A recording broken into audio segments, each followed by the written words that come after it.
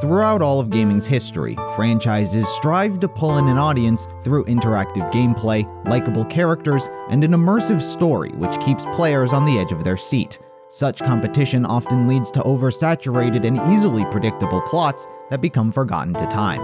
It's those who are willing to break the mold and mess with the very core and emotions of its players which leave a lasting impact that they'll soon not forget. A franchise which was willing to lift its players up to the peaks of hope only to plunge them into the depths of despair is Danganronpa.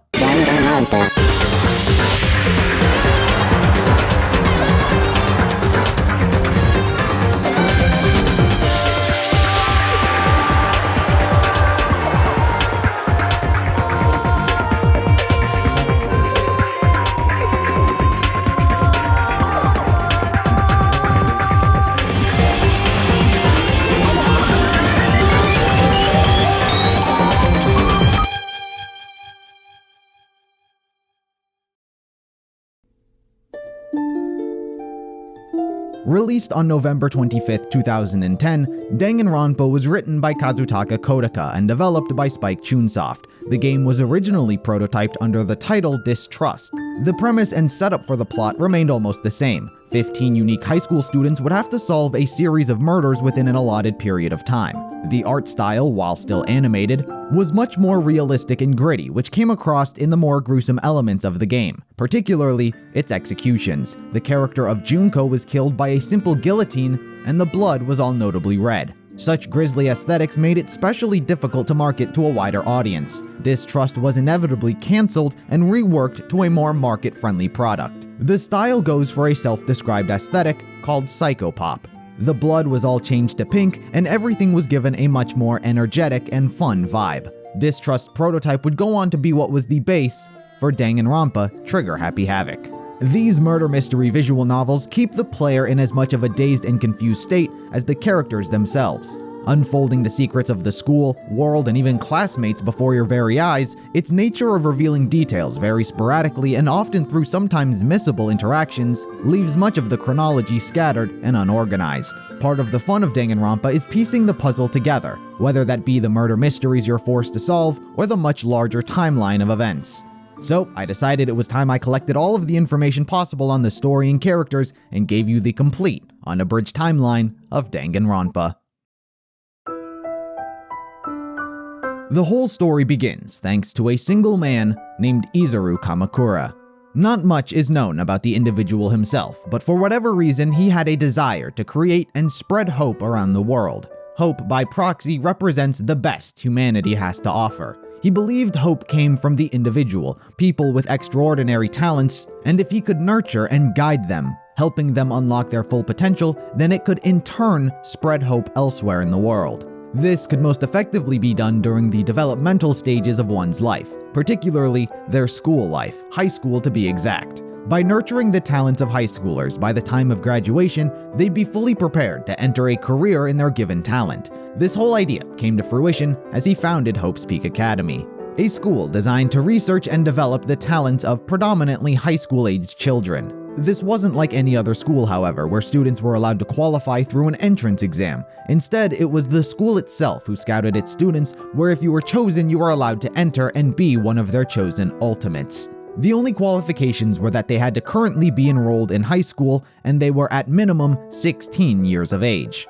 The curriculum was not that of a normal school. Instead, due to the wide variety of separate skills, the students were encouraged to develop their own individual talents. They were to later be judged in a practical exam halfway through the year, where they would demonstrate their abilities in front of a panel of dignitaries and experts. The whole process would be broadcast and reported on by the media in order to give hope to everyone watching. Failure to do so would result in expulsion from the academy altogether. Hope's Peak was a major success, and over the next few hundred years, the school gained a prestigious reputation. Those who graduated had almost guaranteed success in life.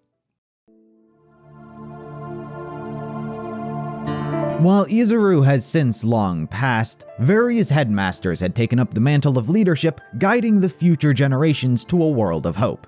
However, at some point during its history, the headmaster slowly ceased to have control as the highest authority in the school.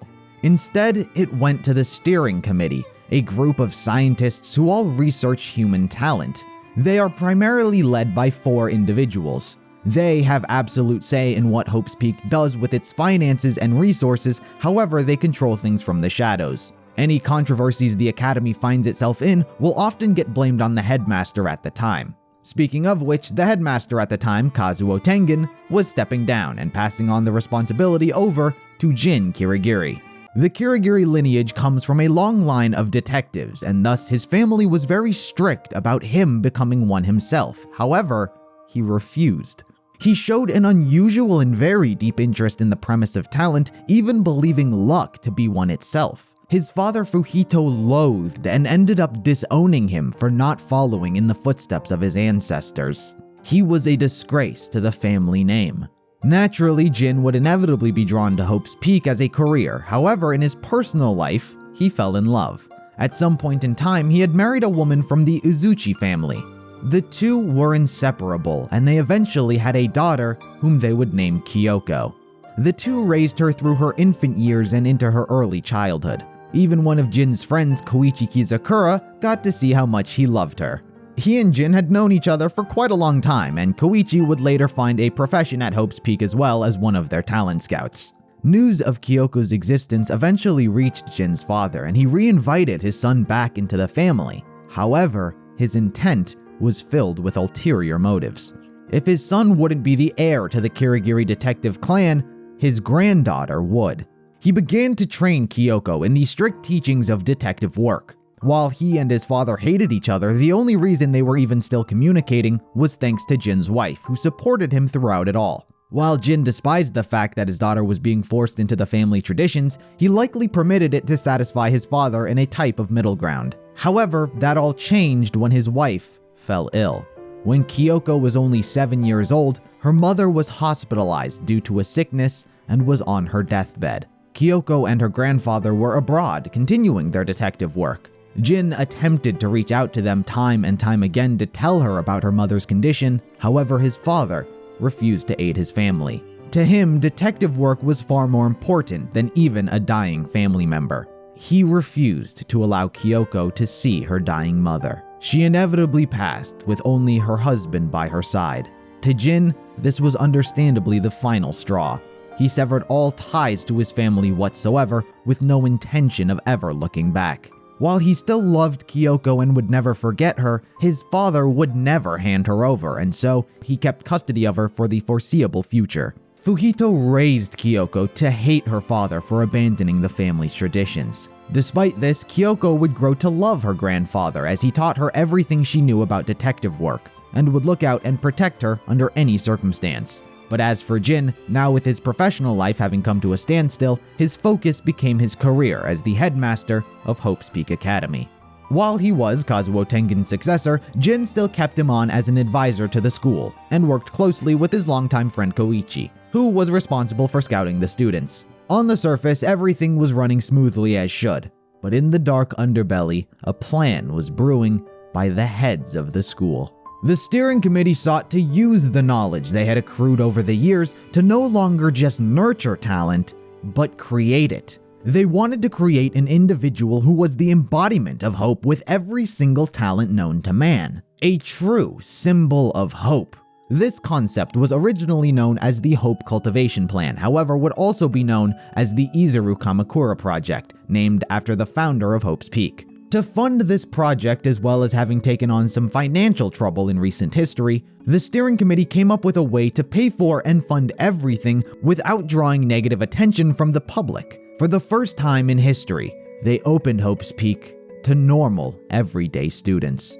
By paying a large financial fee, students lacking any talent whatsoever could enter the school in the reserve course department. Unlike the Ultimates, these students were treated as just normal high school students, forced to stick to a schedule and attend classes. By all intents and purposes, it was a normal education, but for the prestige of having attended Hope's Peak. It was thanks to the reputation they had built up that so many people were willing to pay the price and attend, and they happily paid the price.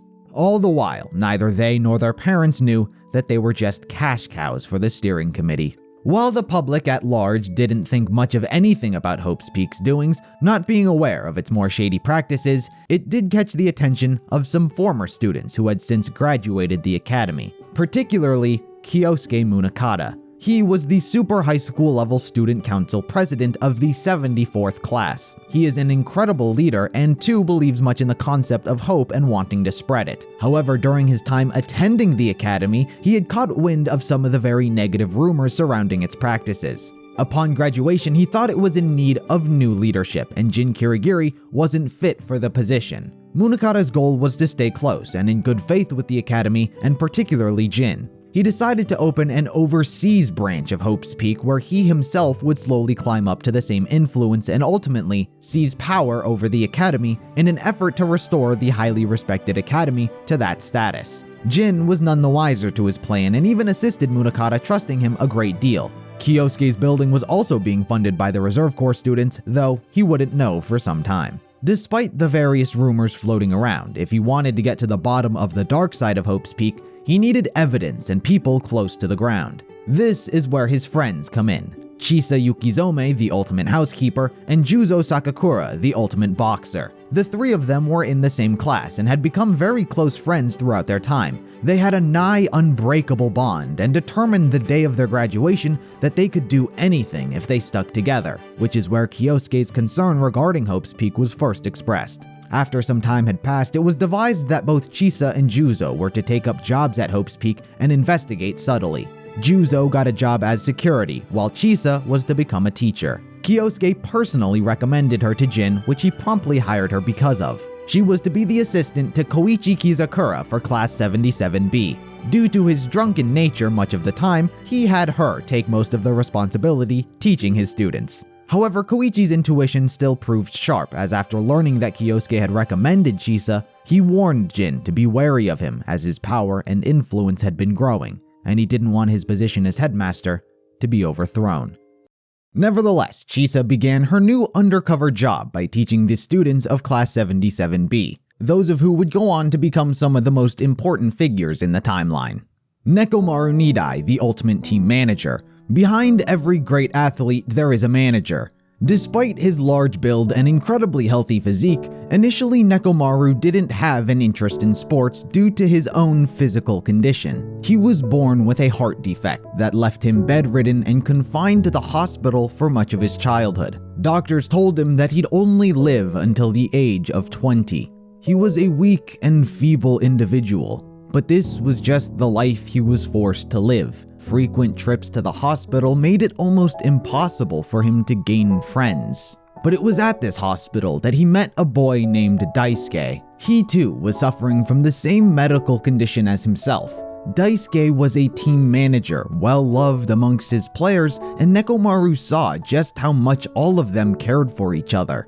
The two got to know each other quite well, as Daisuke shared his passion for being a team manager despite his condition. Eventually though, Daisuke's illness took him completely, and he died before he ever got to witness his team win their championship. Inspired by his story of strength and dedication, Nekomaru chose to continue in his footsteps to become a team manager himself. He took on a more healthy lifestyle, building up his own strength and going on to gain a reputation as one of the best team managers out there, even able to take even seemingly hopeless teams and lead them to championships. He gained a great understanding of the human body, even being able to determine which sport an athlete would be good at just by looking at their physique. He is very boisterous and passionate and can lead many to find him intimidating, but he's a very kind-hearted and supportive individual who isn't afraid to show his own emotions. He does have a hidden talent as a masseur. He possesses an incredible massaging technique he developed himself, which maximizes blood flow, which helps his athletes grow and prepare for training. But he uses this very sparsely, as many become addicted to it very quickly. His dedication for his teams and athletes, only ever wanting the best for them, is what has earned him the position of super high school level coach. Sonia Nevermind, the ultimate princess.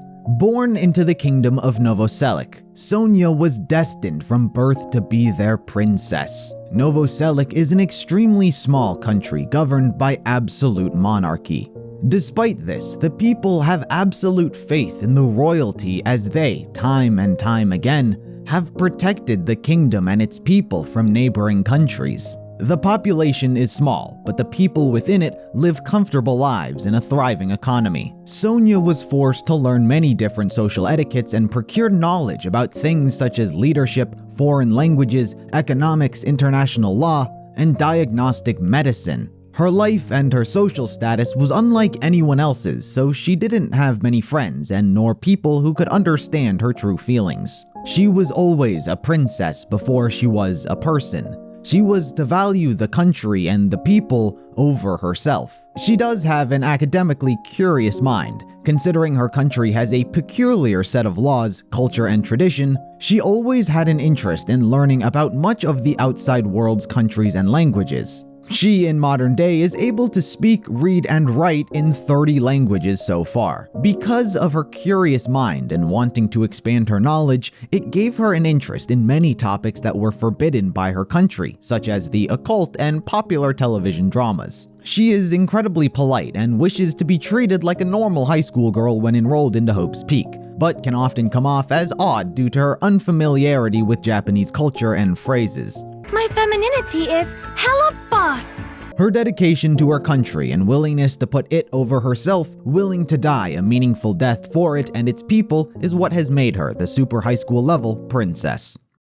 Hiyoko Saionji, the ultimate traditional dancer. Hiyoko was born as the heiress to the Saionji clan, a family that ran a school for Japanese traditional dance. While it may not seem like it, there was a lot of stake and jealousy in this profession. Various members of her family had been targets of assassinations and conspiracy, and considering Hiyoko was the heiress, she too was the target of such attacks, some of which were just pranks. While still harmful, not nearly as ruthless as others had faced. Things like dead mice scattered over her bed, pins in her shoes, and poisoned food were simply just part of the job according to her. She gained a nasty and distrustful attitude towards others as a result and didn't have many friends. She initially lived with her father and cared deeply for him and he her. He was incredibly protective of Hiyoko, taking whatever harm came her way on his own shoulders. He loved to watch her dance, however, he was only related to her via marriage, not blood. Because of this, he had a very low rank within the family, and so Hiyoko's grandmother took her away to follow the family's traditions and train to become head of the clan. Despite this, Hiyoko still loves her grandmother as she took good care of her. Through her trainings, Hiyoko came to the belief that there was a class system she was a part of. She herself resided in the noble class and everyone else was a slave meant to serve them. Hiyoko has a deep love and respect for Japanese culture and tradition, and it comes across in her dancing, which is exactly why she's the super high school level classical dancer. Kazuichi Soda, the ultimate mechanic. Soda's childhood was a difficult one both professionally and personally. He and his father ran a family bike shop. They had a lot of business from customers often asking to fix or maintain their bikes. But they couldn't sell anything and so they were always low on money. But Soda did get plenty of hands-on practice building and fixing machines because of it. Even as a child, he had a habit of disassembling and repairing items just to gain knowledge. From a young age, he learned to fix things, from kids' toys to even household appliances. He was always inventing new things, largely vehicles or things that get turned into vehicles. His passion project is a bike that has a top speed of 585 miles per hour. He knows it's not street legal, nor would he be able to use it himself, but nevertheless, he's eager to finish it. But you see, the reason Soda chose to work at the family shop was due to his own father's unreliability. Soda knew full well the type of man he was, as he was frequently beaten by him. As a result, Soda was a very skittish child, easily scared and picked on because of it. While he allowed the bullying at first, he eventually decided to change his appearance altogether. He got rid of his glasses, changed his hair color, sharpened his teeth, and donned a more punk look, which intimidated others. Though the facade was often prone to failing due to his personality staying the same. His never-ending tinkering and inventions is what got him the title of super high school level mechanic. Mikan Sumuki, the ultimate nurse. As a child, Mikan had it just about as harsh as anyone could imagine. She was abused physically, emotionally, and sexually by both her family and other students. Those who bullied her often beat her up, cut her hair, threw darts at her, splashed her with water, smeared her with mud, burnt her with cigarettes, had her take on their debt, eat bugs, strip, act like an animal, and on top of all of that, she didn't have a single friend. Her self-esteem was reduced to nothing. The psychological damage she incurred shaped her future life. She became extremely paranoid and meek and convinced herself that it was better to be bullied than it was to be ignored. She feared being alone so much that she began to allow and even encourage the bullying brought on to her, constantly having to endure so much physically and with no one to treat her wounds. Mikan was forced to treat herself. The more and more the bullying went on, the better she became in the practice of nursing. In fact, she took enjoyment from the power dynamic she had when nursing others. In this scenario, the nurse has all the power and the patient must rely on them. It was the only time Mikan had any control over a situation, and whenever she's nursing, her personality is much more controlled and calm. She eventually became proficient in all abilities such as first aid, creating various medicines, and even surgery. She doesn't understand true positive and negative social interactions and has a difficult time navigating through them. Often she'll default into a state of submissiveness and self-deprecation, as that's usually what's been demanded of her from the past. And on top of all of that, she is incredibly accident-prone from time to time. Regardless of the severe psychological damage she was forced to endure, Mikan was scouted by Hope's Peak Academy due to her skill as the super high school level health committee member. Fuyuhiko Kuzuryu, the ultimate Yakuza. Fuyuhiko is the heir to the Kuzuryu Yakuza clan. It is a rough and dangerous world, one of which he doesn't consider himself part of. While he tries to exert the persona of a rough and cutthroat leader as the clan wants him to be, he ultimately considers it nothing more than just bragging rights and acknowledges that he doesn't have the qualities of a true Yakuza. He considers the name to be a heavy burden, more worthy to have gone to his little sister Natsumi. Even the clan themselves believed that she was the reincarnation of her deceased uncle, who was considered the strongest Kuzuryu in history. She had been given the opportunity several times to take his position, but declined due to her care for her brother. She only believed she was so great because she had Fuyuhiko to begin with. What makes him worthy of the title was his sense of pride and willpower. But Fuyuhiko's story doesn't end there, as there was and always has been another important figure throughout his life, another student in Class 77B. Peko Pekoyama, the ultimate swordsman.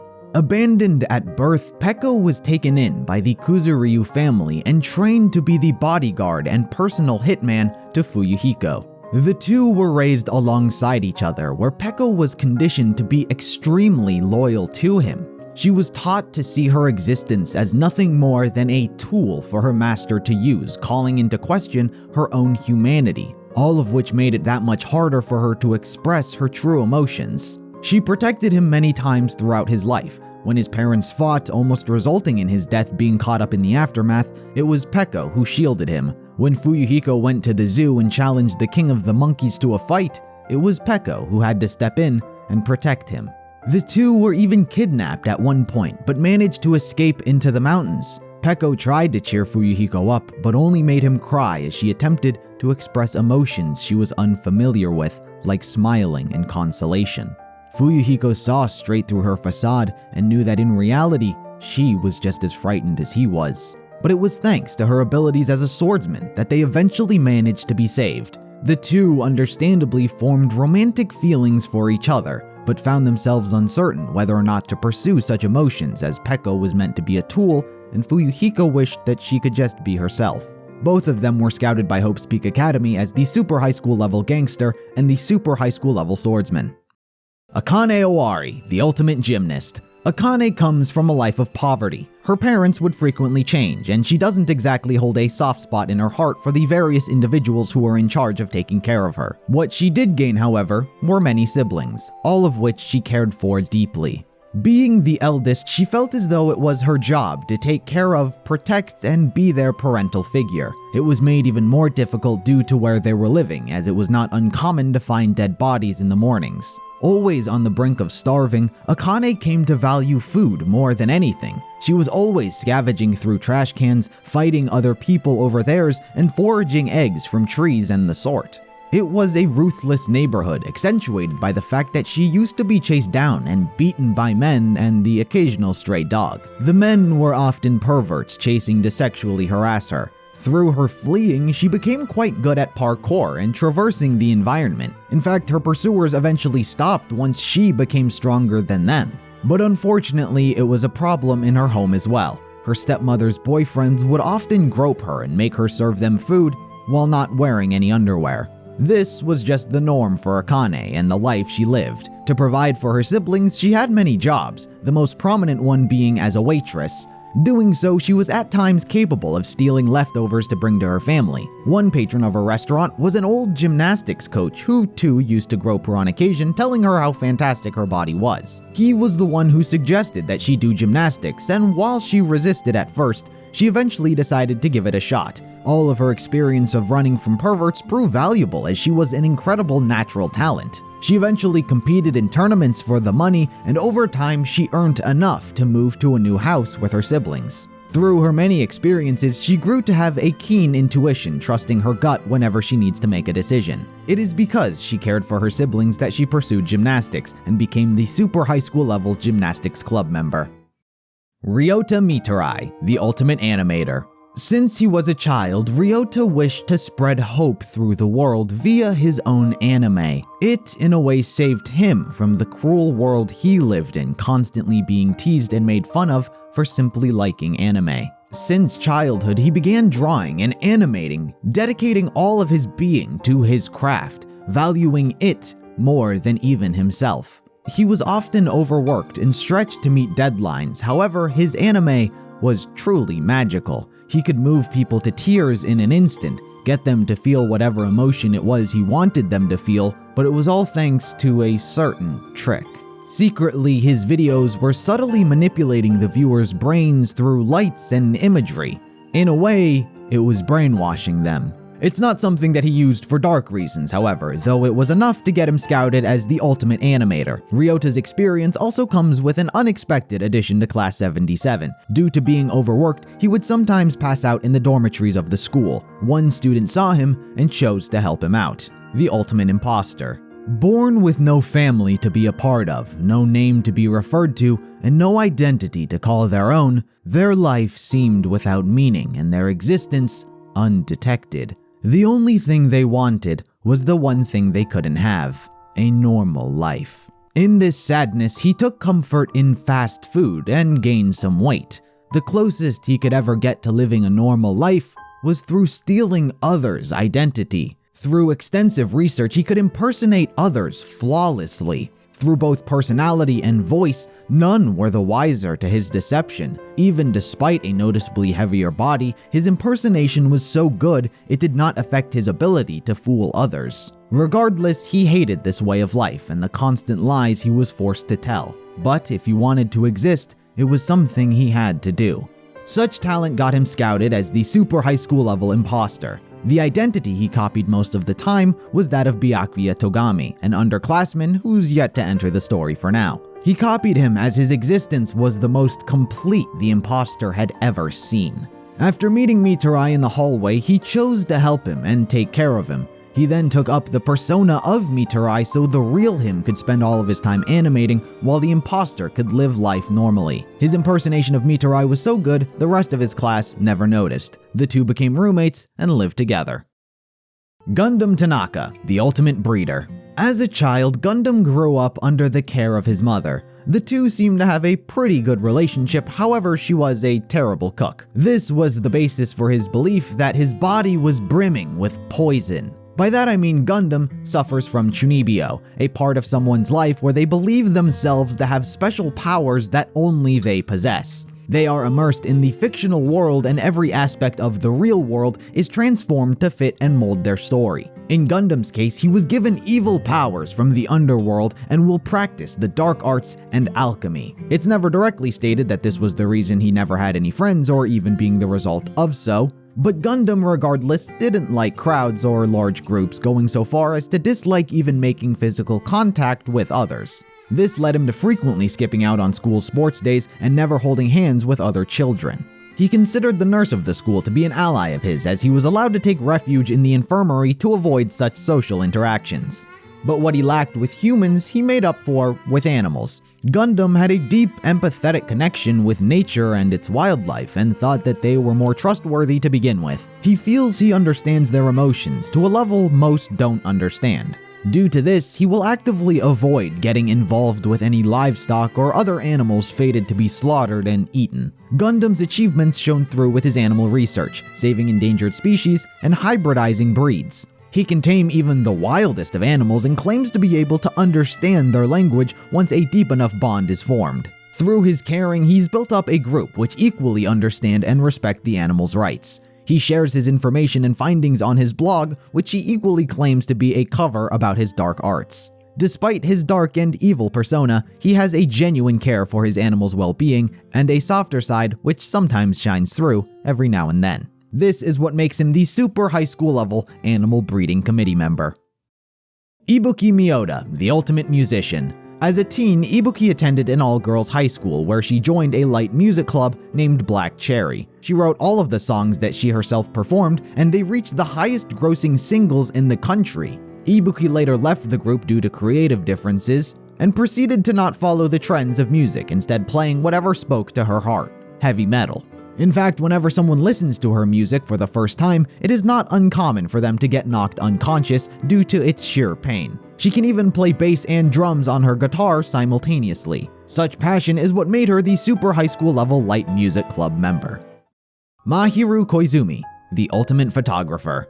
Mahiru's mother was a famous war photographer, one of which she was inspired by and began following in the footsteps of. Her interests in photography led her to winning multiple awards, as she had an inherent skill at taking pictures of people. Her main interest was in smiling people. She somehow manages to capture the perfect essence of one's smile through her pictures. One had never seen such a bright and heartwarming smile until seeing one taken by Mahiru. Her mother was also the one who inspired her to do this as well, as she often showed her daughter pictures of those smiling. Her father, however, was a poor parent. With her mother out in war, responsibility often fell on Mahiru's own two shoulders. As a result, she's come to have high expectations of men and how they should act, often coming off as abrasive towards them. She doesn't like taking photos of boys, instead finding it easier and more fun to photograph girls. Her talent of showcasing the best side of someone through her photography is what got her scouted as the super high school level photographer. Teruteru Hanamura, the ultimate cook. Hailing from the countryside, Teruteru's family ran their own diner. It is here that he was taught how to cook thanks to his mother, and he gained quite the skill at it. The Hanamura family faced financial difficulties, however, as his mother had an illness which made her incredibly frail. On top of all of this, they were frequently targeted by larger corporations trying to buy up their businesses, which they always refused. Teruteru even went through various competitions to keep the family diner, including a cooking deathmatch. He cares deeply for his mother and wants to keep their business afloat for her. Teruteru does have a bit of a perverted side as well, as he's always making advances on the other female students. This attitude is further reflected in jealousy through his feelings towards his brother and sister, both of them respectively being the ultimate male and female escorts, which require an attractive appearance, that of which Teruteru didn't exactly inherit. Either way, his passions and talent lie within cooking, where one day he hopes to open various restaurants. Despite her condition, his mother pushed him to go to Hope's Peak and take up his future as the super high school level cook. Nagito Kamoeda, the ultimate lucky student. Ever since birth, Nagito's existence has been an omen. He was born on April 28th. According to old Japanese and Chinese beliefs, his birth month represents death and bad luck. However, his birthday represents a double amount of wealth and fortune. Due to this, his entire existence has been both a blessing and a curse. Nagito was born into a wealthy family. One of the earliest instances of his bad luck taking form was the sudden death of his beloved dog as he was hit by a truck and killed. But probably the most significant and bizarre manifestation of his luck were the death of his parents. When still in elementary school, Nagito and his family took a vacation to the Galapagos archipelago. By the time it came to an end and they were on a plane headed home, their flight was hijacked by a robber. However, unexpectedly, the hijacker was struck by a meteor, killing him. A surprising amount of good luck. However, what would go on to become a trend, it was equally accompanied by bad, as both of his parents were killed as well. He was then left as the sole inheritor of his large family fortune. Such balances of good and bad continued throughout most of his life. During middle school, Nagito found himself kidnapped by a serial killer. However, he was later released upon learning that no one was alive that would pay the ransom. Within the large garbage bag Nagito was taken in, he found a winning lottery ticket for $300 million. He inevitably recognized the pattern his life was entangled in.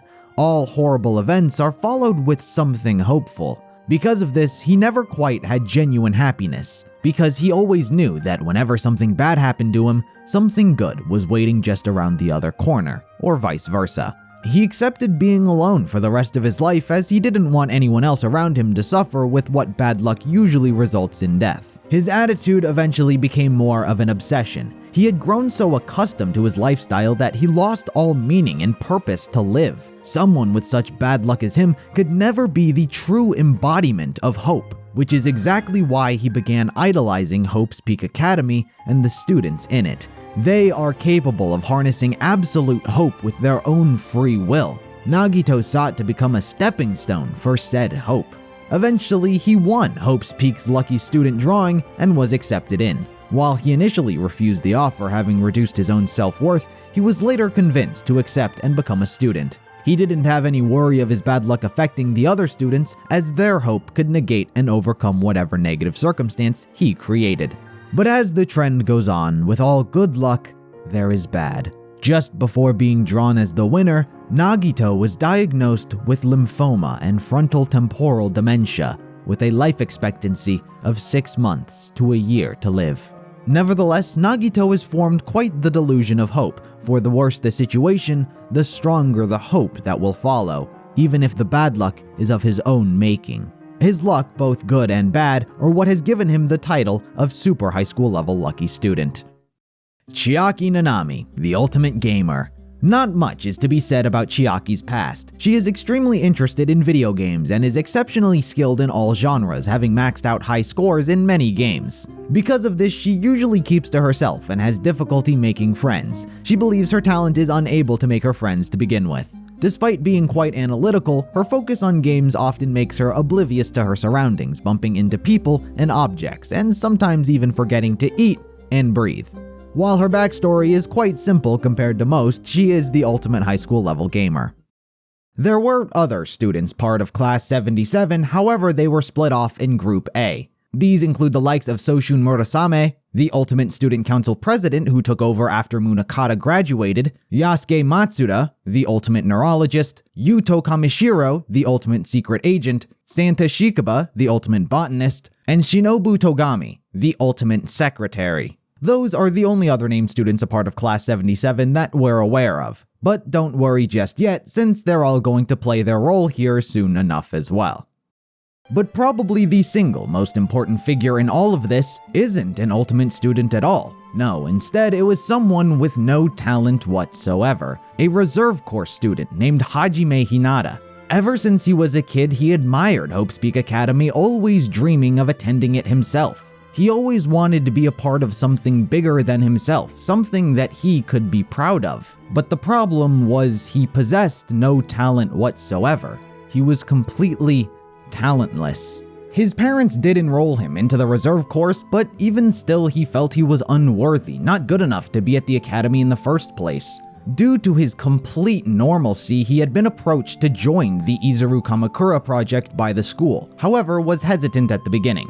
But of course, it would be unwise to skip over an important figure Hajime met during this time, Chiaki Nanami. Their meeting was that of complete accident, as Chiaki simply bumped into him while being too hyper-focused on video games. But the two hit it off instantly. Hajime's own familiarity with video games immediately caught the attention of her, as she'd never interacted much with other people who'd played games. From here, the relationship between the two would further blossom, particularly in the way they each view the world and their role in it. Hajime frequently expressed his disdain for being talentless, while Chiaki tried to tell him how talents aren't actually what's important. and in fact someone who is talentless has the freedom to do whatever it is they please. The important thing someone can do regardless of talent is making memories with friends and people important to them. It was the exact reason she was continually spending time with Hajime, so the two could share these memories. She tried to instill this outlook onto him, however,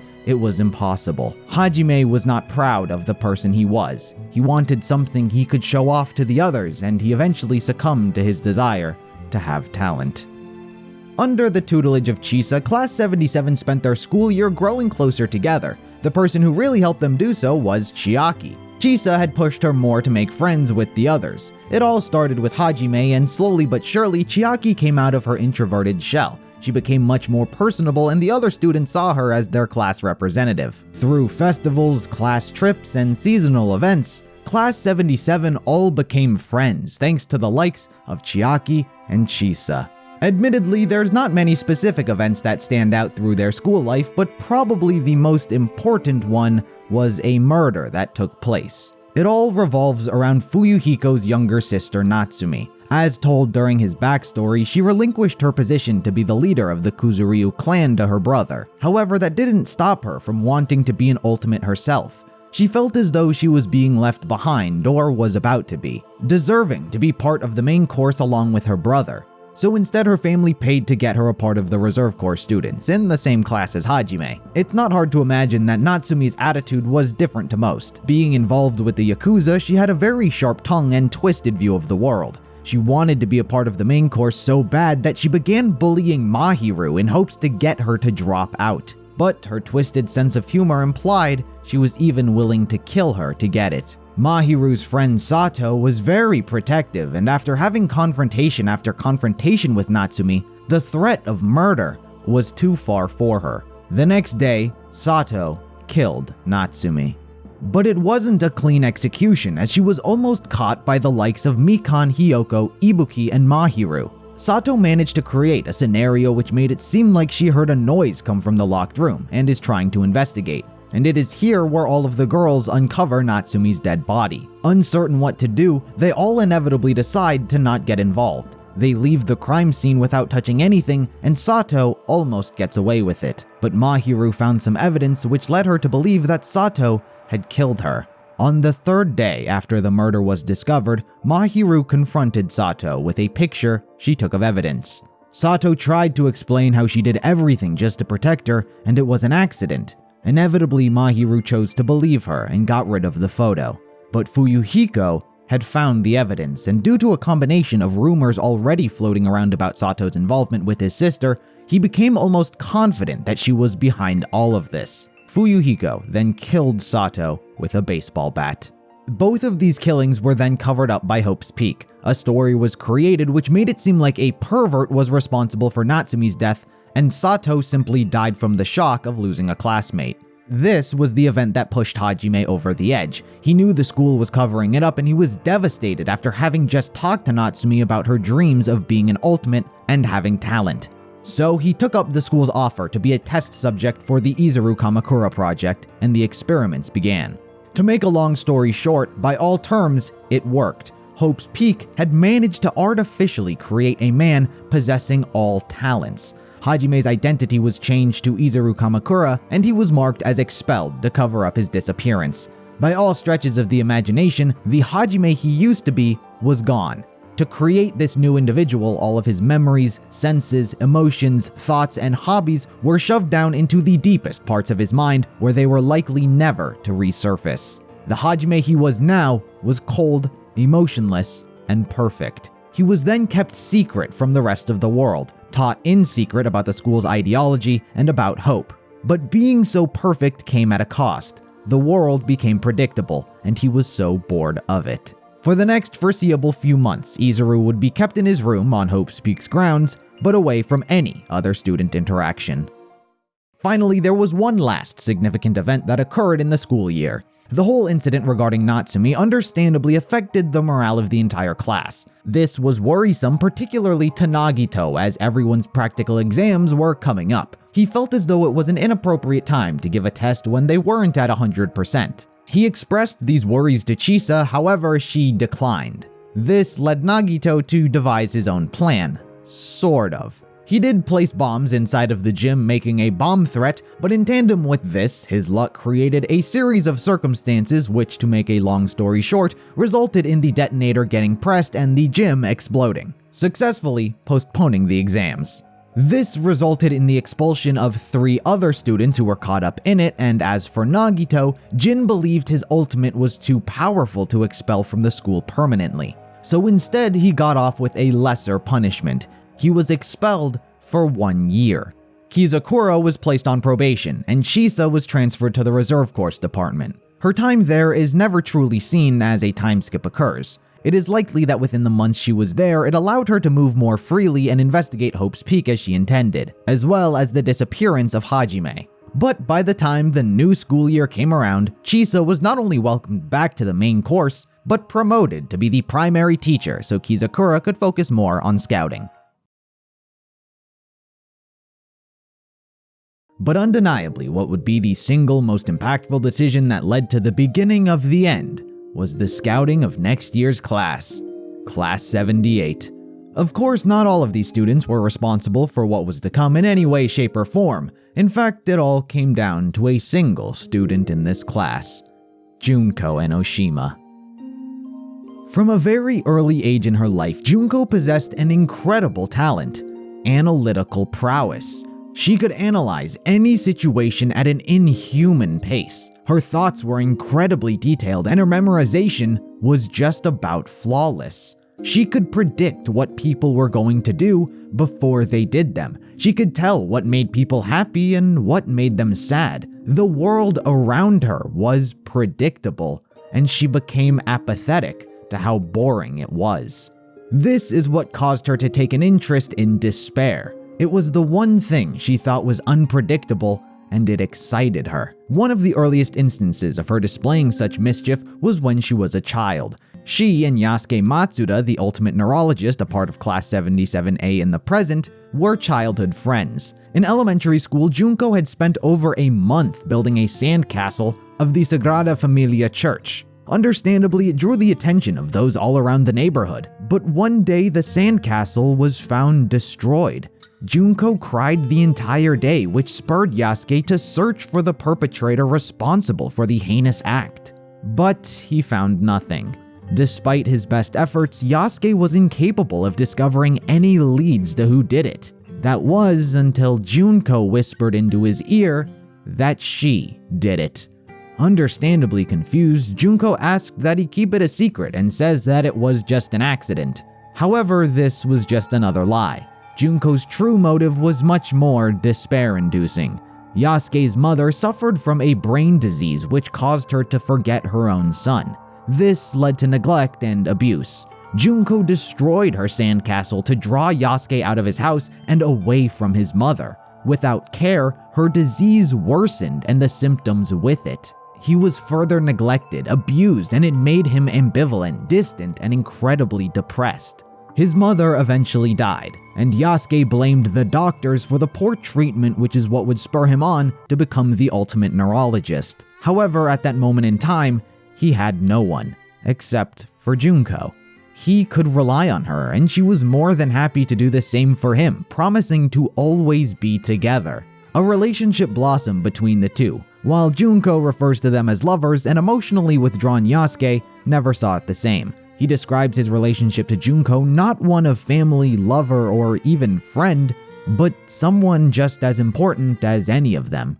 Yasuke would of course go on to follow his neurology path and enroll into Hope's Peak. As for Junko, she had another relationship to someone I've yet to bring up, her twin sister, Mukuro Ikusaba.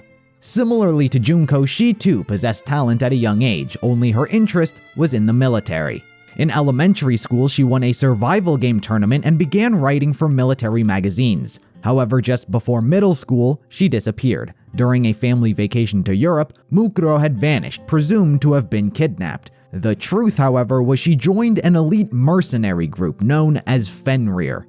They're based out of the Middle East and always engage in direct combat. The soldiers are fierce and unrelenting. Despite her age and size, she was trained in their ways and became highly proficient in both firearms and hand-to-hand combat. she fought with Fenrir on many missions and came out from each of them unscathed. As for Junko, she used her analytical prowess to gain a career as a model. She predicted the hottest trends and gained popularity amongst the Japanese population. Ironically, it was because people thought she felt genuine and real. Having grown up, her desire to spread despair only grew. No longer did she want to inflict it individually, she wished for all mankind to feel it, and so she began planning on how to paint the world with despair. She couldn't do this alone, and so she had her sister help her out. Mukuro left Fenrir, and together she and Junko became the Despair Sisters, otherwise known as the Ultimate Despair. On a side note, to make sure she still had her edge, Junko had Mukuro slaughter an entire school just to prove she was capable. There were only 2 survivors.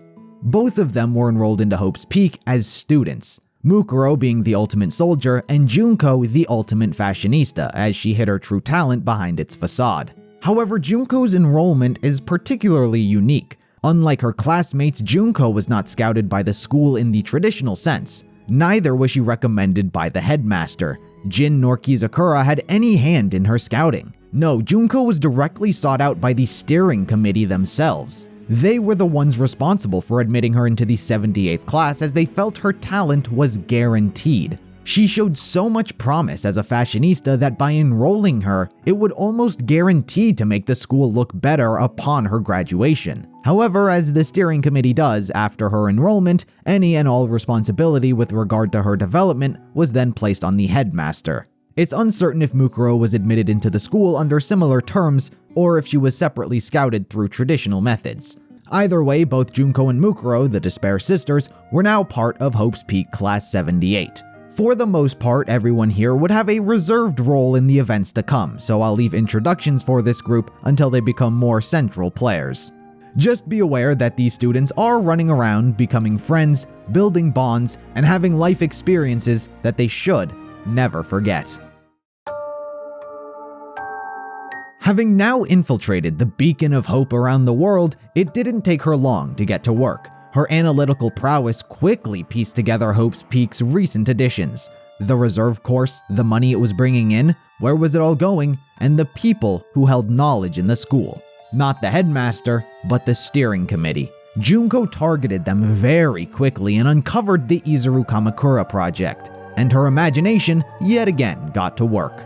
What better way to show that despair triumphs above all than turning who is meant to be the symbol of hope into the exact opposite? She kidnapped one of the school's trustees, where she tortured and subsequently killed him. She extracted the information of where Izuru was being kept, and with the talent of Mukuro, the security station there were easily dealt with. Thanks to the eyeball Junko borrowed from the trustee member, she finally had her fateful meeting with Izuru. While her initial motivation appears to be a simple attempt at murder to plunge the world into despair, Izuru questions why someone as smart as her would make such a feeble attempt at trying to kill him, which was doomed to fail. Junko didn't really want to murder him, but simply wanted to make sure that all of the rumors were true.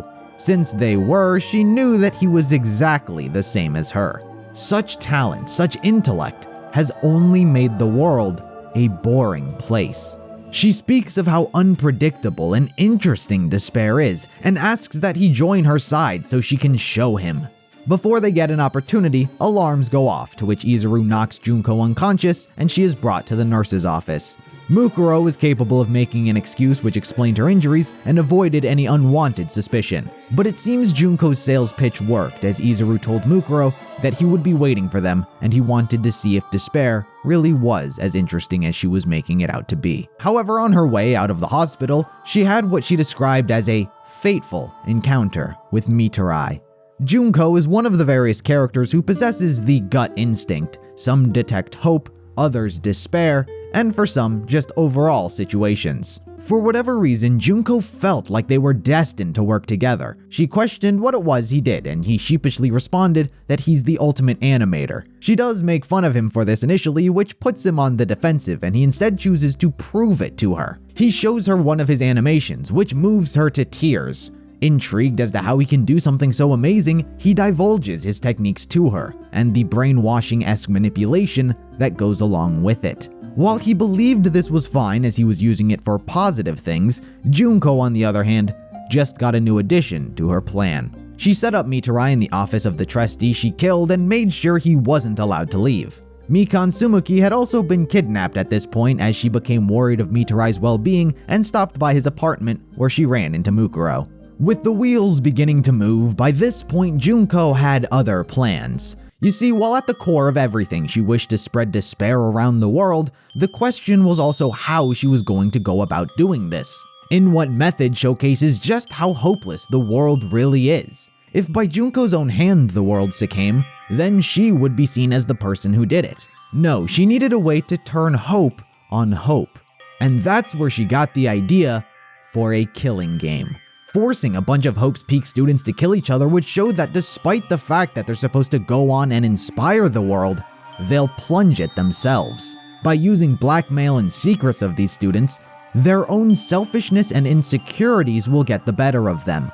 Also, it was just very entertaining as a concept to her. But like all good plans, everything starts with a prototype, and that's exactly what she was off to test. The experiment was the school's student council. She had spent her time gathering information on them to incentivize the killings. Cameras were set up so she could watch and record the whole thing, and once all the pieces were in place, she went off and got Izuru to show him just how interesting despair can be. Junko laid out everything before them and told them to start killing. While initial confusion and refusal ensued, it didn't take long before the blackmail pushed one of them to start attacking. Chaos erupted. Madness consumed everyone. Whether to keep the blackmail from getting out or for what they would tell themselves is self-defense, one by one they each betrayed each other and killed. In the end, one student came out on top. However, due to his attempt at killing Izuru, who had been watching everything unfold, he suffered an unlucky death. In an uncharacteristic turn of events, Izuru was shocked when a bullet the student council member had fired managed to graze his cheek. Despite all expectations, despite how he likely knew how everything was going to turn out, he didn't see that coming. The despair he just witnessed was unpredictable. This event would go down in infamy, known as the tragedy of Hope's Peak Academy. One student did survive, Soshun Murasame, the student council president. He suffered a head injury and fell into a comatose-like unresponsive state. What appeared to be a showcasing of despair to Izuru on the part of Junko, she cleverly had an ulterior motive as well, as luring Izuru there was part of her trap. She wanted to have him at the scene of the crime to pin the whole thing on him, which is exactly what she did. Having recorded the whole thing, Junko edited the footage to make it out as though Izuru was the mastermind behind the whole incident, and pinned the blame on him. She also used a bit of Mitarai's brainwashing technique and put it in the video as well. The footage was sent to every Reserve Corps student along with details about how their money was being spent, the illegal experiments, and the creation of Izuru. And this infuriated them. Their money was going to the creation of a murderer. But also, unbeknownst to them, they had also just been brainwashed. They gained an increased passion for despair. Whatever it was Junko wanted them to do, they would. But for now, she held off and let the natural course of nature play out. The Reserve Corps students began to protest in mass numbers. As for Hope's Peak, Junko was actually the one to report the incident to the school. And as per usual, the response was to bury it. If knowledge of what happened got out, Hope's Peak would be closed entirely. A new narrative was formed. They had said the student council had suddenly been called abroad to study, and as for the large gathering of Reserve Corps students, they had dubbed that the parade. The public had no idea that they were protesting and revolting and wouldn't with a name like that. For now, the protests remained largely civil. As for Izuru, despite being the face of the tragedy, the steering committee deemed him too valuable to face any sort of consequence. Instead, he was allowed to get off scot-free. The building the incident took place in was closed off, barred from anyone stepping foot inside. This would be where Izuru was kept for the time being. The tragedy of Hope's Peak was hidden to all but one student, Yasuke Matsuda. Being the ultimate neurologist, the higher-ups at the school needed his skills to extract information from people who may have been involved. One of the people he was asked to look into was Junko. Despite pinning the blame on Izuru, suspicion did fall on her for potentially having involvement in the tragedy itself, and so the steering committee asked that he interrogate her about the incident. What they didn't know was the history the two shared. Matsuda would never betray Junko, not because he was brainwashed like the others, but because he genuinely cared for her. He cared for her so much that in reality, it was already his true despair. Instead, now that her childhood friend had grown up and learned so much about the brain and how to tamper with it, she wanted him to erase any memories she had involving the incident. This would not only clear suspicion of her, but it was also yet another test for a future killing game she was planning. Matsuda complied with this, however, knowing full well the insanity of her, he thought this could be an opportunity to save her. He didn't just get rid of a single moment in time, he wiped her memories entirely. He had gotten rid of the personality of Junko Enoshima, all in an effort to protect her. A new persona was born. Junko's new identity was Ryoko Otanashi, the ultimate analytical prowess. She suffers from short-term memory loss and can hardly recall events from earlier in the day. This led her to document her life in a journal. She had frequent schedules with Yasuke to keep an eye on her condition. In other words, he was making sure she wasn't remembering anything and remained in this state. While Junko's memories were gone, her heart still held true. Some things just couldn't be erased, like her love for Yasuke and her natural sense of detecting hope and despair. Nevertheless, this was Junko's new life, but it was something she fully anticipated. She knew Matsuda would attempt something along these lines, so she had directed Mukuro to disguise herself and pretend to be Junko in her stead. She was to target and kill the head figures of the steering committee and involve Ryoko in them. An innocent, normal girl getting dragged into a series of murders would surely drive her to despair. Mukuro didn't understand why, but she followed orders. 1 month after the tragedy of Hope's Peak is when these events occurred.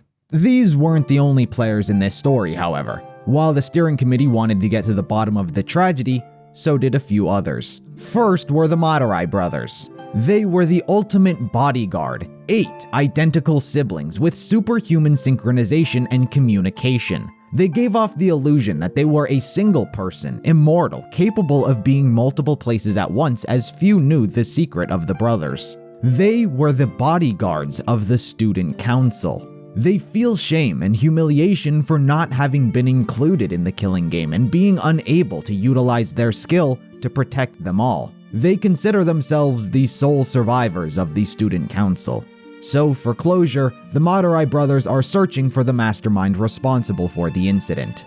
Also separately requested was Kyoko Kirigiri, Jin's daughter, who was taken long ago.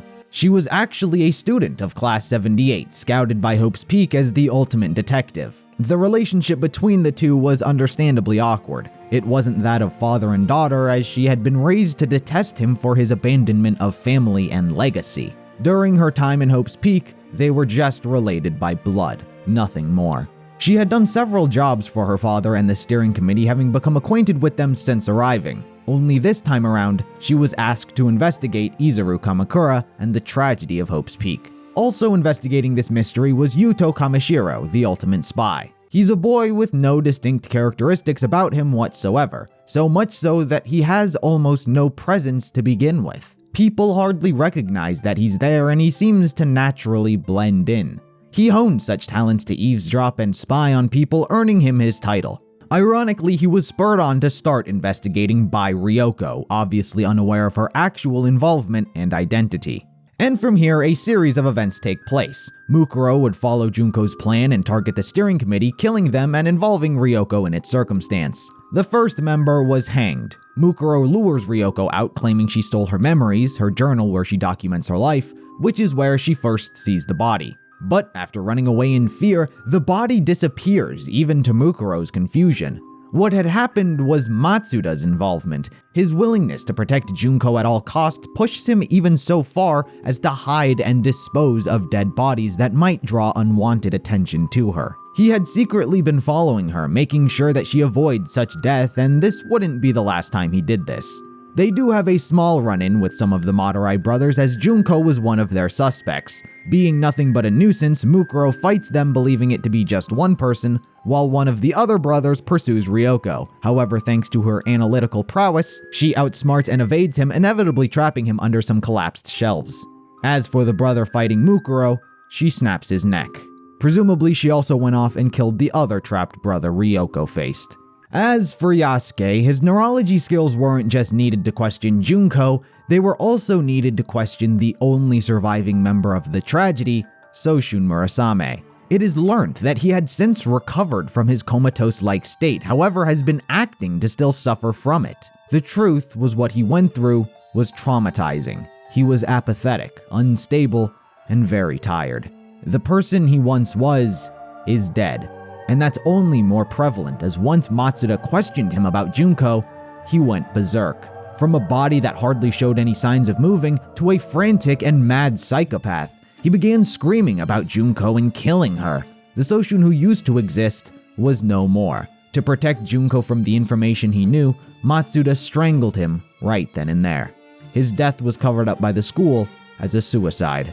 Kyoko's investigation is brought to a halt, as after threatening to release shady deals she had uncovered about the school to the committee members, she is able to schedule a meeting to discuss the school tragedy. However, on their designated meeting time, the man runs a few minutes late. Upon arrival, before the two can discuss anything, a desk falls from the sky and crushes the man. Several other desks follow suit, burying and mutilating him.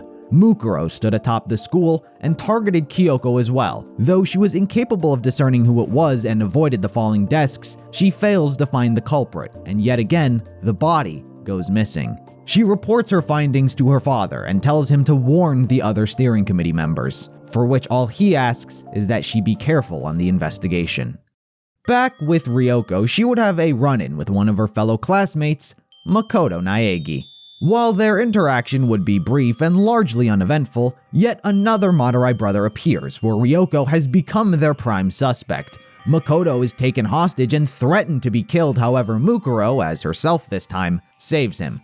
Once everyone leaves the scene, Mukuro proceeds to kill this Madurai brother. Later on, dressed yet again as Junko, she kidnaps Ryoko so she can experience despair. She's taken underground, where she bears witness to a whole secret society who has devoted themselves to the Student Council Despair video. They watch it over and over again, upwards of over 5,000 times they've seen it. A frightened Ryoko flees through the concrete corridors only to make her way into another room housing two old men. Both of them trapped in prison cells, eyes horrifically sewn shut, and one of them already dead. These were the last two remaining members of the steering committee. They had been kidnapped and tortured for information regarding Izuru Kamakura. The society wished to use his power to overthrow the school. Recognizing Ryoko wasn't with them, he pleaded to exchange information for his life. He told her where Izuru was, the old school building which had been closed off after the tragedy. However, a despair-inflicted Ryoko has slowly begun regaining her true personality as Junko. She collapsed on the floor and the society members came in and killed the final steering committee member. Ryoko was carried back to Matsuda's lab, where Kyoko's investigation had taken her. Kyoko uncovers the hidden compartment underneath the bed where evidence regarding killings had been hidden. She pieces together that Yasuke may not have actually killed anyone other than Soshun, but he's been covering them up. After an introduction with each other and disbelief of circumstance on the part of Ryoko, yet again, the Madurai brothers appear, questioning the disappearance of their other three. This time, Ryoko and Kyoko become the target of their attacks. 4 brothers chase after Ryoko while a single one chases Kyoko. Yet again, Mukuro is forced to step in and save them all. While she warns them to stop their pursuit of Ryoko, not wanting any more victims, they refuse, stating that they must avenge the student council. All 4 brothers are then killed by Mukuro. She once again sends Ryoko on her path of despair, telling her that Matsuda is in the old school building, and she heads off. Mukuro would return back into the school and save Kyoko from the last Madurai brother and kill him as well. The school covered up their death, claiming they got expelled. Having run off to find Matsuda, Ryoko has a run-in with Yuto inside the old building. While I haven't been recapping his story as much as the others, he's been playing a very passive role in his discoveries. Ryoko had been feeding him information as she experienced them. This led him to take suspicion onto Junko, as she was the one who found the student council and also the person who sent out the video to all of the Reserve Corps students. This was not public knowledge, but thanks to a friend he made in the 78th class, he backtracked the file and found Junko's name. Yuto never mentioned his source by name to protect them from his mission. Upon further investigation, he discovered that she was questioned thoroughly by Yasuke Matsuda, meaning if she was involved, so was he in the cover-up. Yuto hypothesizes she may very well be the mastermind behind everything. This, including what he was told about Izuru, led him to the old school building where Ryoko now was. Together, they traverse the halls and descend the elevator, where Izuru is meant to be. Yuto explains his obsession and dedication to his talent because it's the only thing he has. Despite being terrified, it's exciting and he must push on. By the time they reach their destination, Yuto fully spells out what he thinks went on. The framing of Izuru Kamakura, Junko Enoshima being the mastermind, and Yasuke Matsuda being an accomplice. But when Ryoko turned around, Yuto's neck had been snapped. It was not Izuru they had found, but Yasuke. He overheard Yuto's discovery of everything, and yet again to protect Junko, he killed him. This was the final straw for Yasuke. He realized he cared too much for Junko, and that no matter what, she would always be capable of inflicting despair onto anyone she wanted. So, to break free of his own despair, he tried to end it all. He wrapped his hands around Ryoko's neck and tried to strangle her. Feeling the despair of the one person she loved attempt to kill her, it snapped her back to the reality of who she really was. She finally remembered that she was Junko Enoshima. She pulled out a knife and stabbed Yasuke. In the end, it was her goal to not only frame Izuru, but kill her beloved. It was because she loved him that she killed him, so she could feel the despair of losing someone so close to her. And with that, her plan was a success. The steering committee was dead, suspicion was no longer on her, and she got to feel despair. With that, she returned to her school life as if nothing ever happened. As for Kyoko, her investigation would continue, as she tried to uncover the being known as Ultimate Despair.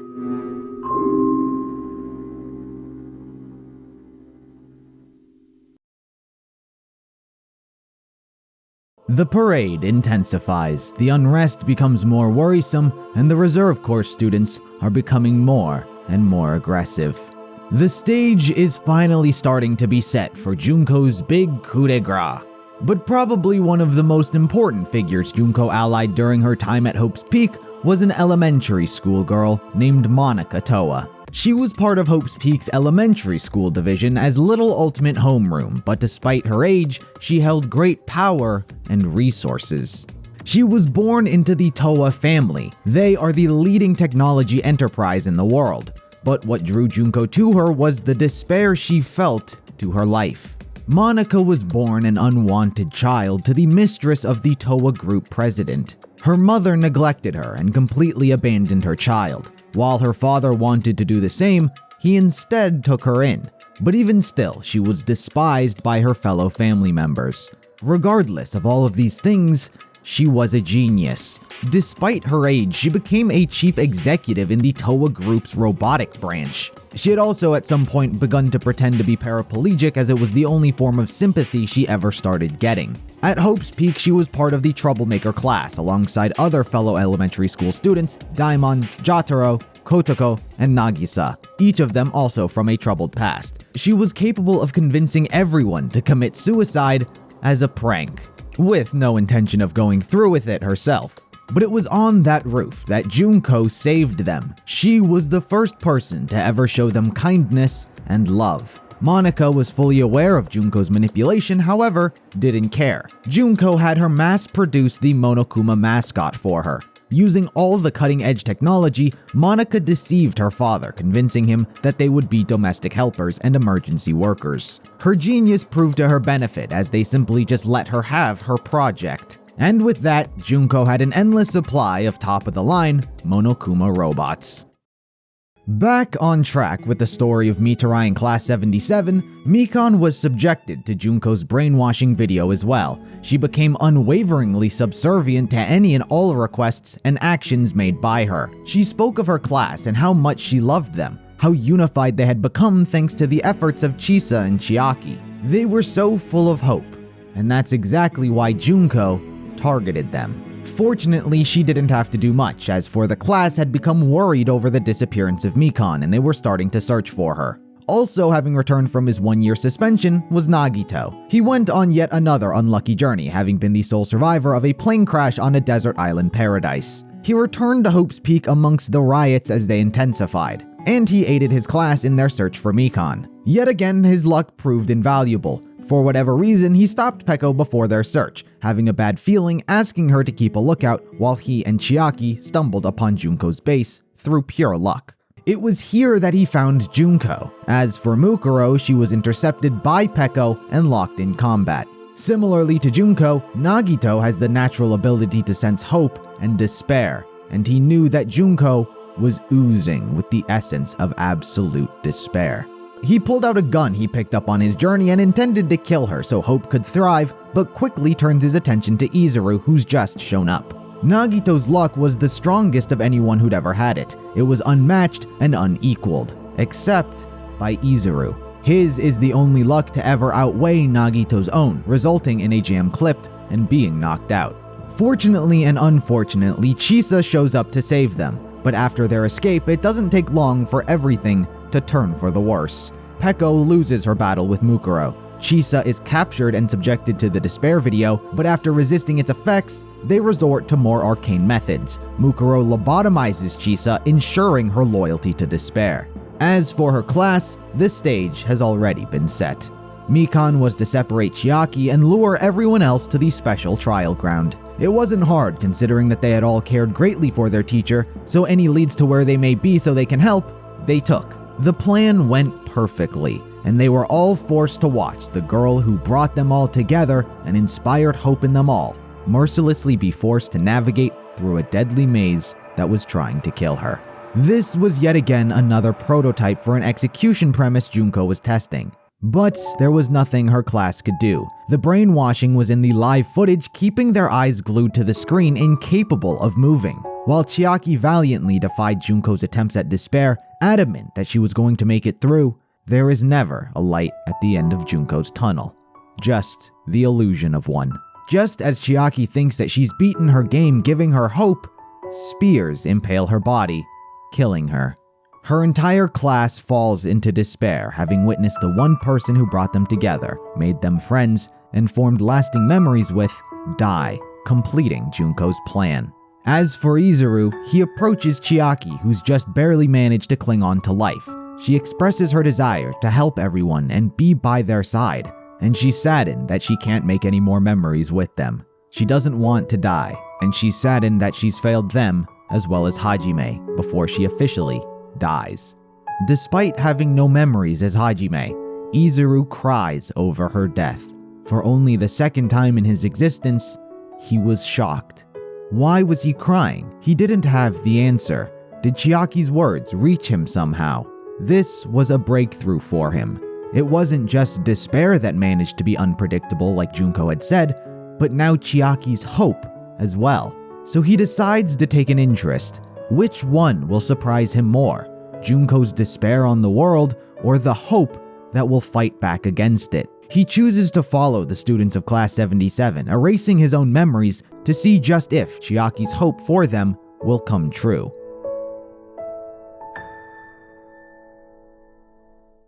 As for Junko, there was only one more obstacle in her way: Munakata and Juzo. She had already dealt with Chisa, but after Juzo investigated her file, he connected her to the killings of several guards and trustees of the school, and determined that she had to have been involved personally in the tragedy of Hope's Peak. He went to apprehend her, however, is interrupted by a horde of Reserve Corps students under her control. Despite being the ultimate boxer, he couldn't take them all. Instead, Junko does what she does best and blackmails him. She had been following his actions and knew that he had romantic feelings for his boss, Kyosuke Munakata, and told him to say that she's not suspicious and there's nothing to worry about from her, or else she'll expose him.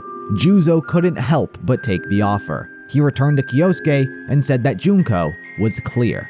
Immediately followed was Chisa, who despair inflicted cleared Junko as well.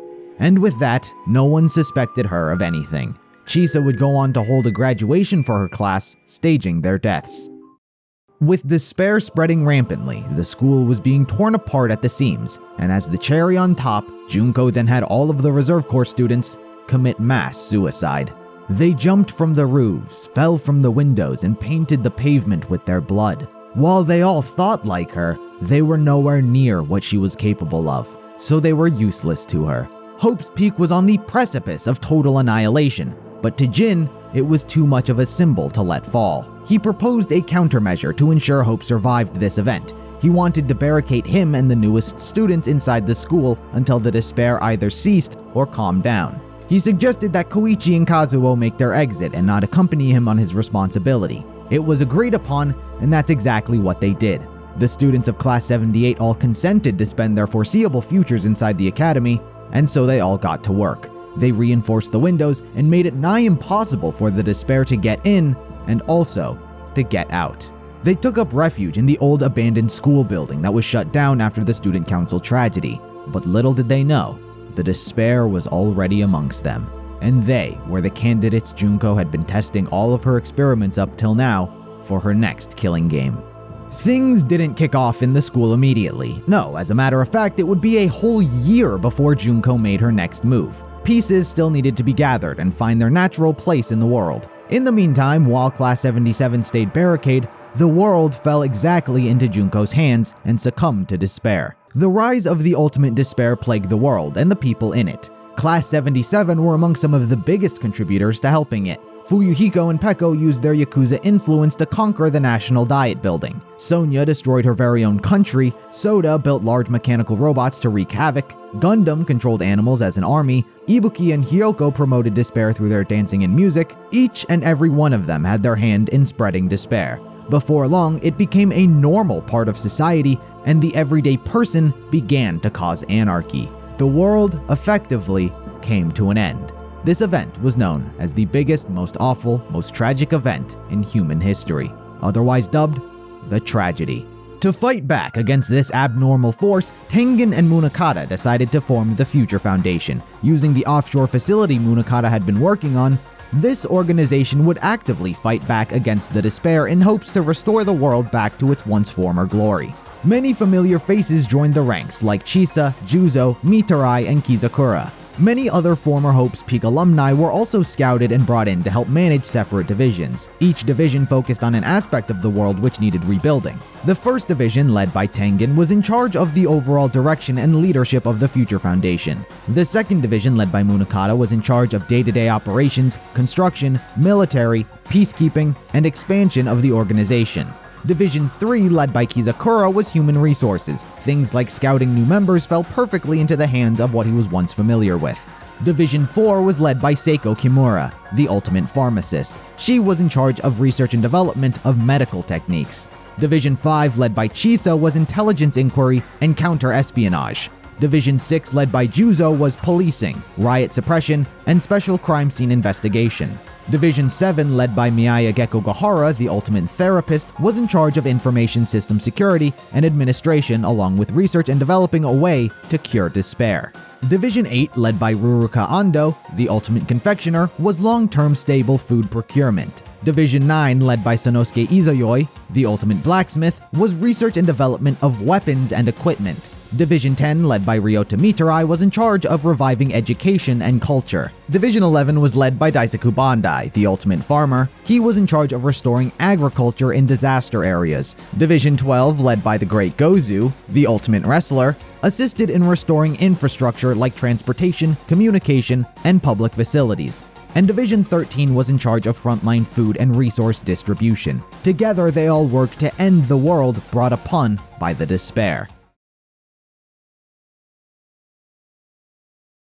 Having spent a whole year inside of the school, it was officially time for Junko to commence her plan. The one person who stood in her way from the get-go was Jin Kirigiri, so he had to go. She used her Monokuma doll to execute him in blast-off.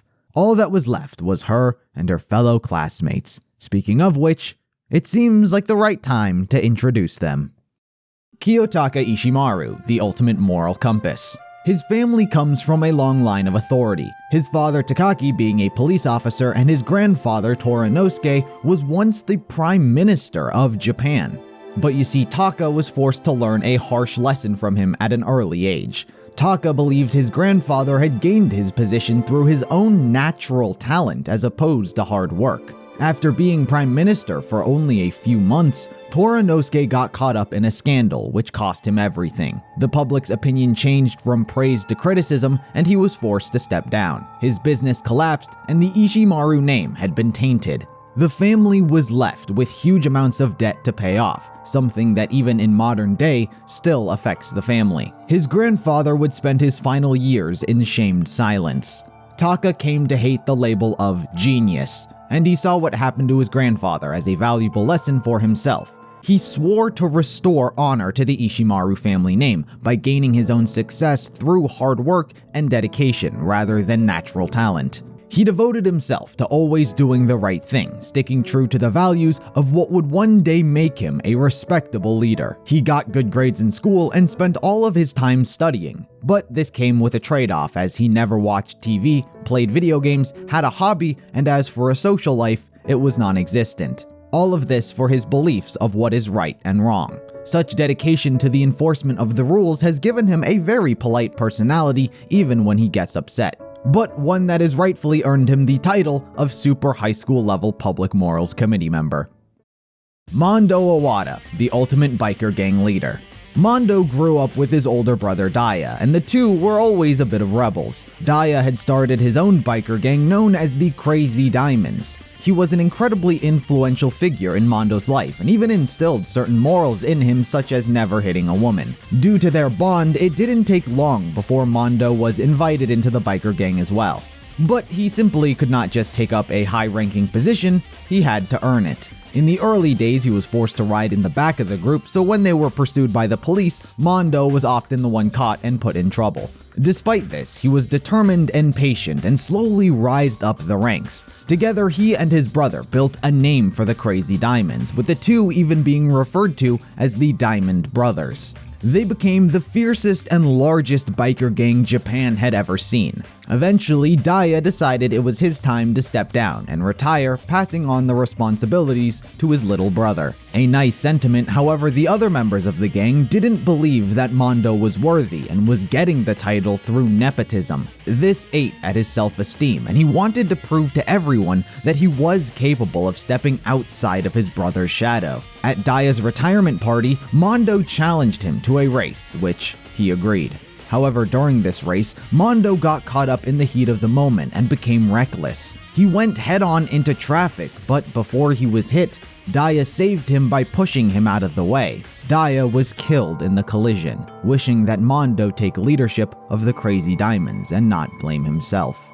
Mondo kept the truth of the incident hidden. Instead, his reputation was that he killed his brother to prove that he was worthy to be the leader of the fiercest biker gang in Japan. This is exactly what got him scouted by Hope's Peak. He accepted it as a way to escape what became his fear of losing the gang. Mondo felt like he had to find other aspirations after he eventually graduates from both high school and the gang, just like Daya had intended as well, while also setting an example for the others. In his stead, he placed in charge Takemichi Yukimaru. He was the head of the elite guard of the gang and Mondo's closest and most trusted friend. Mondo's honor and sense of loyalty to his gang is what has earned him the title of Super High School Level Gang Leader. Sayaka Maizono, the ultimate pop sensation. Growing up, she was raised under the care of only her father, as her mother had passed away. Due to his job, he didn't have much time to spend with his daughter, which often left her home alone. To keep from the feelings of sadness and loneliness, she was comforted by the Idol live shows that were on TV. The Idol's charismatic personalities, happy smiles, and overall positive presence became Sayaka's own source of strength, and she became determined to be just like them one day so she too could provide the support for those who need it just like her. Of course, this dream did become a reality. She developed all of the social etiquette needed to present herself, resulting in a very cheerful, sweet, and supporting demeanor. Of course, in combination with the performance talents such as singing and dancing. Being an idol, of course, comes with many different jobs, such as having done various photo shoots for idol photo books. She's accrued over 100 million fans who all call themselves Sayakers. She definitely is living the life of popularity and fame, but unfortunately her success is rooted in darkness. While it's never exactly specified, she acknowledges for her to have gotten so far, it required her to do many bad things and make sacrifices along the way. Nothing is ever detailed, but it's not too hard to tell that they're things she'd soon rather forget. She cares greatly for her idol group, and they are the most important thing to her. Her fame caused her to garner a lot of attention even when she was in middle school. In fact, Makoto Naegi, another student of class 78, and her went to the same middle school. However, due to being in different classes, didn't interact much. Makoto, of course, knew of her, but largely avoided interacting due to believing they were in different social standards. But he did accidentally grab her attention when a crane got stuck in the school's swimming pool. Makoto was the one who rescued it and nursed it back to health. This was an action that touched Sayaka's heart, and she wished to get to know him better after it. However, their time was cut short as they both graduated middle school and went off to different high schools. But as the story goes, Sayaka's fame and fans got her scouted to enter Hope's Peak Academy as the super high school level idol. Yasuhiro Hagakure, the ultimate clairvoyant. Hiro always seems to have had an interest in the supernatural to a certain extent. He doesn't like ghosts or occult-related topics. Fortune-telling is his main talent, and he can predict the future with a 30% accuracy rate. While the statistics may seem very low, his predictions, when correct, are incredibly accurate to a scary degree. He's pretty much always lived alone with his mother, Hiroko. Not much is known about his father. He's brought up having burnt down their house due to falling asleep with a burning cigarette, and Hiroko says that there were some severe problems between the two of them which she let go on for far too long, which was the cause for their split. Ever since, Hiro and his mom have been living together. To make his living, Hiro used his fortune-telling for quite a few clients. Despite his talent to actually predict the future, he did scam many customers. One such client was the daughter of a mafia leader, which put him on the wrong side of their sights. He was forced to pay off a large debt to make up for all the money he was scamming out of her, a debt that even in modern day, he hasn't paid off. He's not very wise with his money regardless, spending them on such items like a 100 million yen crystal ball that was owned by Napoleon Bonaparte and George Washington. He was also held back several times in school as well. Despite being a very laid-back and cheery person, he doesn't quite have any friends due to his odd personality and the fact that he'll usually act very selfishly. Regardless, his mother still loves him despite such flaws, and he, her. It doesn't matter how many people he did scam with his fake fortune-telling, because the real fortune-telling got him scouted by Hope's Peak as the super high school level fortune-teller. Hifumi Yamada, the ultimate fanfic creator. Hifumi's childhood was very lonely, saying he was without a single friend, and he had only one real interest: drawing. For whatever reason, he had difficulty accepting the goodwill of others, particularly from women, believing their kindness was never genuine. In fact, he began to yell at them whenever they did try to talk to him and took enjoyment from doing so. But probably the most defining point in his life was when he discovered the anime Demon Angel Pretty Pudgy Princess. Initially, he thought it was just another magical girl anime, but after being visited by Princess Piggles in her dream, he fell in love. He began purchasing all of her merchandise and drew artwork of only her as he knew of no other way to express his love. He created his own personal website and even convinced his school to let him create a fanfic club. He went on to sell over 10,000 copies of his fan comics during his school's festival. While the other students thought his work was shameful and would taint the festival as a whole, Hifumi sought to prove them wrong. Of course, due to the nature of Demon Angel being an anime, Hifumi frequented conventions, where he sold his artwork at booths. He does also have an older sister named Fujiko, who is very similar to him in many ways. She too is a skilled artist, however she takes much more of an interest in drawing naked boys. Hifumi's dedication to Princess Piggles and creating his own works of fan manga and artwork, doing everything himself from concept, inking, and printing, has rightfully earned him the title of Super High School Level Doujin Author. Leon Kuwata, the ultimate baseball star. Leon's talent at baseball came not through hard work and or even passion for the sport, but instead was just a coincidence. He was incredibly naturally gifted at the sport, so much so that the school begged him to play so that they could get an easy championship.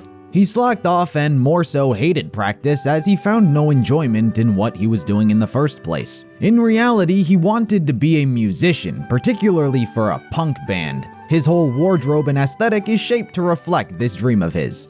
While we've never heard him play, it's heavily alluded that he's not very good at it. But whether it be baseball or music, it was all to pick up women. The only reason he stuck with baseball due to his lack of passion was because it could help lead him to the world of fame and girls would fawn over him. Speaking of girls fawning over him, he did have a particularly close relationship to his cousin, Kanon Nakajima. Since childhood, she had an infatuation and love for Leon, one which she frequently confessed directly to him. However, he always viewed her as more of a younger sister. Her confessions of love never hampered his view of her, and he was often very gentle in rejecting her advances. When Leon started playing baseball, Kanon became the team manager of his so she could watch him play more often. Leon eventually came up with an ultimatum. He agreed to start thinking of her more romantically if she could throw a ball at 160 meters per hour, something he himself was capable of naturally. But it was a goal that seemed impossible as a woman has never thrown that fast. He said that until she did this, she was not allowed to speak to him. Of course, she agreed. While it seems like Leon may have been a bit harsh here, a sentiment shared by Kanon herself, after over half a year of not speaking, during a family gathering, he casually interacted with her, not nearly taking his stipulation to his bet seriously. Nevertheless, he was rooting for her and believed she could do it. In fact, he promised to help train with her because of this belief. While Kanon always gave it her all during this bet due to truly loving him, Leon's feelings towards her are ultimately left ambiguous. Regardless of where his heart truly lay with love or even talent, the two's story had to get cut short as he was scouted by Hope's Peak as the super high school level baseball player.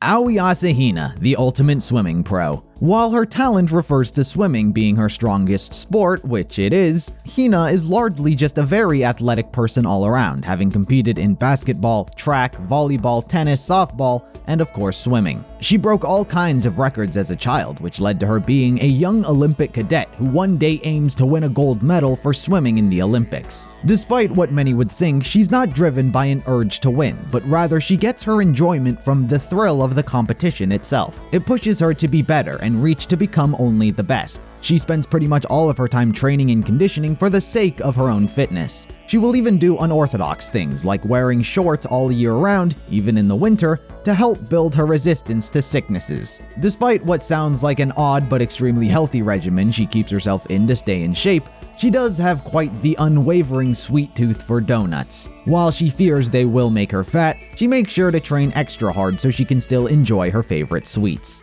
Hina does have a younger brother named Yuta, who's also very athletically inclined and similar to her in many ways. However, he's not quite at her level, but nevertheless, her dedication to competition and making herself better in every way possible has earned her the title of super high school level swimmer.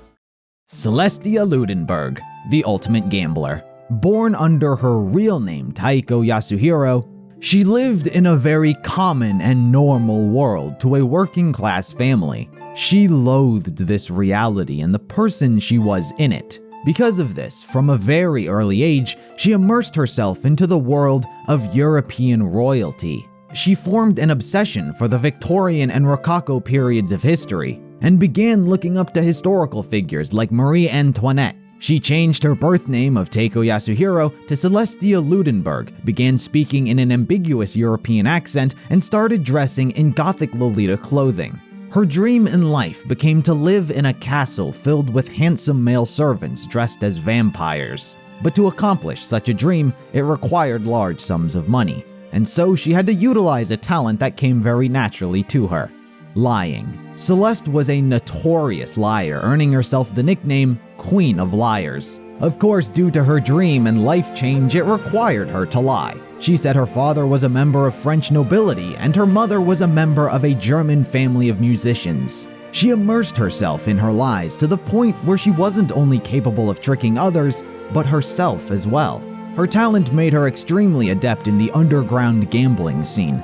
Due to gambling being illegal in Japan, it was a very dangerous profession to have gone into. Nevertheless, she's never lost. Even when faced with life and death consequences in games where she didn't know the rules of how to play, her poker face and given ability to lie always had her come out on top. She robbed the money of all those she's challenged and those who have challenged her. She's accumulated over $10 million, but that's still not enough for her dream. Her cold-blooded nature manages to shine through even further as the person she considers closest to her is her cat, Grand Boy Sherry Ludenberg. It is not her parents, but rather her cat, which she cares the most about.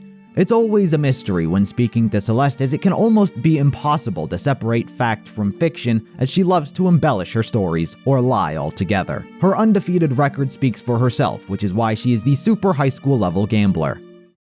Chihiro Fujisaki, the ultimate programmer. Like many, Chihiro was the victim of bullying. Compared to the other boys his age, he had a very small and thin frame, reminiscent to that of a girl. He looked weak, and so the others harassed him, saying he should be a man and that he looked very weak for a boy. The constant harassment got under his skin mentally and caused him to develop a weakness complex. He was tired of how others spoke to him and how it made him feel bad about not being the quintessential image of strength for men. He felt there was nothing he could do, no way to gain the attitude and muscles needed to become macho, so his solution became to hide it. If he was going to be bullied for not being a man, he just wasn't going to be one. He began dressing as a girl via the clothes and the new image of him. So long as no one knew who he really was, no one bullied him for the way that he looked. The worst scenario, however, was when others found out that she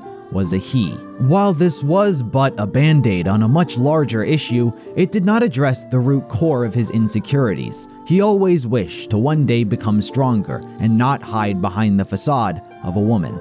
Chihiro, though, was very intelligent, but simultaneously very timid. His weakness was not just one of perception, but reality. He was a physically weak individual. Because so, he wasn't able to play outside with his friends, resulting in much of his time being spent on the computer. He took after his father, Taichi Fujisaki. He was a software engineer that had developed many major computer programs. While using his computer, Chihiro found an incomplete information retrieval system that utilized voice input. This led him to create his own modifications to it, and he soon realized that he could write programs by himself. Chihiro's father praised him for his work, and he finally found something that he could take pride in, and he became absorbed in programming. His natural and hard work gave him fame online, and he gained many fans thanks to the belief that he was a cute girl. Chihiro became popular for creating cutting-edge technology and programs, developing top-secret AIs. After being scouted by Hope's Peak, the resources he was now able to use led him to work on and create many new advances for both himself and the school.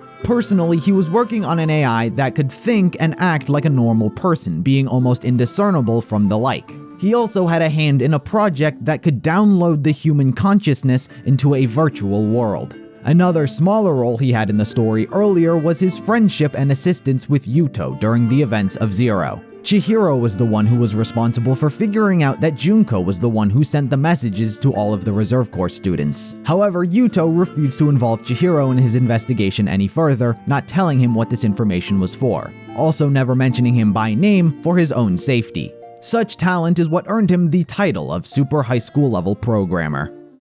Sakura Ogami, the ultimate martial artist. Sakura hails from a lineage of fighters. The Ogami family had maintained their dojo for over 300 years. They lived a very simple and old-fashioned lifestyle away from the bustling urban city.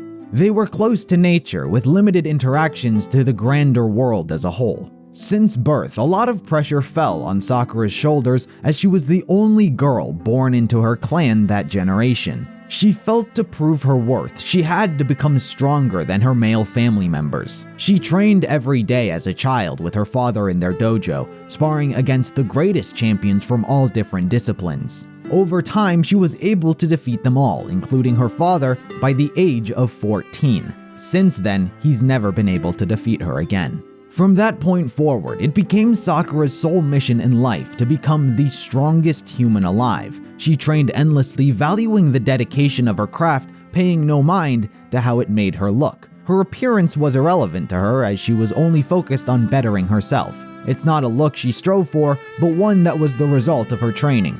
But it gave her a very intimidating physique, which scared both men and women who crossed her path. She's often based physically off of her appearance to be scary and an extremely violent person. Because of this, she never really had any friends and often had trouble socializing. But nevertheless, her eye was focused on proving to the world that a woman could be the strongest human alive. But you see, that title belonged to a street fighter named Kenshiro. No matter what she did, Sakura was incapable of defeating this man, and the two became lifelong rivals. Through the various clashes, the two unexpectedly grew closer. When Kenshiro revealed to her that he himself had inherited an ancient assassination art, it was then that Sakura fell in love with him. An emotion she was deeply embarrassed about. She felt that a fighter like her shouldn't succumb or have such feelings, and that others would make fun of her because of them. But Kenshiro reassured her that it was okay for her to have a feminine side, and that she doesn't have to be manly, nor a man, to be the strongest human alive. He was her first love. However, tragically, he was diagnosed with a terminal illness with a prognosis of only 6 months to live. His physical condition deteriorated rapidly, and he became thin and weak. Sakura visited him in the hospital, where he relinquished his title and passed it on to her, labeling her the strongest human alive. But of course, this was never going to be good enough for Sakura. She vowed to one day earn the title itself by defeating him in battle after he first defeated his disease and regained his strength. This promise pushed her even further to become stronger. She went on to attain an over 400 battle win streak. She did go to the same high school alongside upperclassman Peko Pekoyama, where Sakura too was eventually scouted by Hope's Peak, where she earned the title of Super High School Level Fighter. Toko Fukawa, the ultimate writing prodigy. The life of Toko has not been a very pleasant one. Even since birth, her story has been a tragedy. In the hospital she was born in, there was a medical accident, and a baby born around the same time as Toko died. The doctors didn't know which baby had died, and this caused confusion amongst the two mothers, but to make things worse, both mothers had wanted their babies to die. It became clearer throughout the experience that both of these women had slept with the same man. Uncertain of which of their babies had died, neither one of them wanted to get their blood tested to figure out whose it was. Because of this, Toko grew up under the care of her father and two mothers. Due to her unwanted birth, Toko was mistreated during her youth. She was at one point locked in a broom closet and forced to stay there for 3 days without food, an experience that resulted in a pathological fear of the darkness. It was precisely this rough and neglectful home life which caused her to develop dissociative identity disorder. In other words, all of her repressed emotions she was holding in manifested themselves as an entirely new persona, independent of Toko's own control. This personality was ruthless, angry, and extremely outgoing. While the two shared the same brain and knowledge, their memories were completely independent. Nevertheless, the personality wouldn't become relevant just yet in Toko's life.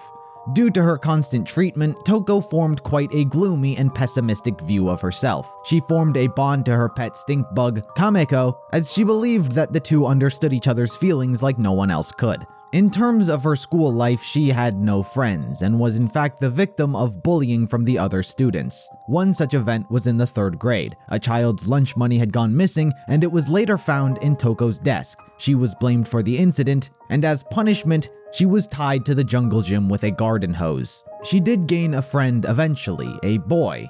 This was the first boy she ever loved. He was moving away, the event that made her realize her true feelings towards him. She didn't want to lose him. Too shy to actually confront him with her feelings, she instead opted to write a love letter expressing how she really felt about him. But a dark cloud ever looms over her existence. The next day, the letter she had written was pinned on the bulletin board for the entire school to see. The boy she loved did this as a way to mock her. But you see, everyone has their limits of just how much they can tolerate. This is where her other personality enters the story. She took control and followed the boy to his new home and killed him. This wouldn't be the last time her other personality would do something like this again, but it was her first. This killing set a trend that Toko's other personality took up a hobby in. She began killing boys she thought were handsome, eventually developing her own weapons of choice, being a custom pair of scissors, and a calling card left at every scene of the crime, the word bloodlust written in the victim's own blood. Mystery spread of the serial killer on the loose, and the internet dubbed this figure Genocide Jack. But every story has a silver lining. That note Toko had initially written to her first love was read by her teacher. He was mystified by her literary skills. She had a gifted way with words, a natural talent that poured emotion onto the page. This inspired her to become a writer. As evident by the letter, she found herself writing stories of romance despite never truly experiencing love herself.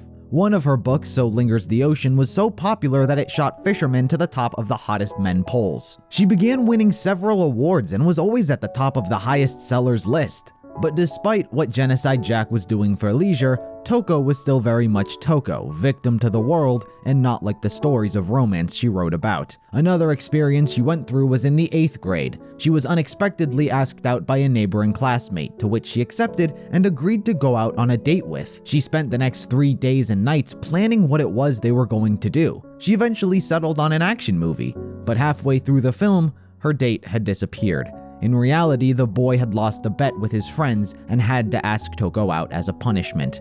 This experience only further caused her greater emotional trauma. It's not hard to understand the reason Toko in modern day has a difficult time trusting others, especially when they're overtly nice or complimentary towards her. She sees herself as the trash and scum she's been treated as her whole life, but she's incredibly intellectually gifted, so much so that Hope's Peak saw her talent in writing, and she became the super high school level literary girl. Byakuya Togami, the ultimate affluent progeny. Byakuya hails from the very rich and influential financial conglomerate that is the Togami family. They have significant reach and power, even being part of a secret council of global controllers which rule the world from the shadows. But to become the heir, there is a bit of competition amongst siblings. The male head of the family does not marry and wed a single woman, but instead couples with all sorts of various exceptional women from around the globe, each of which produce children of their very own. Byakuya was one of but 15 half-siblings, all potential heirs to the family throne. This competition of battling one another ended with Byakuya as the last one standing, a rarity to behold as the youngest male had never won before. As punishment, all of his other siblings were exiled and stripped of the Togami name, forced to live the lives of commoners. Byakuya slowly began managing various business operations and began investing his money into the stock market. He quickly amassed a personal wealth of over $4 billion.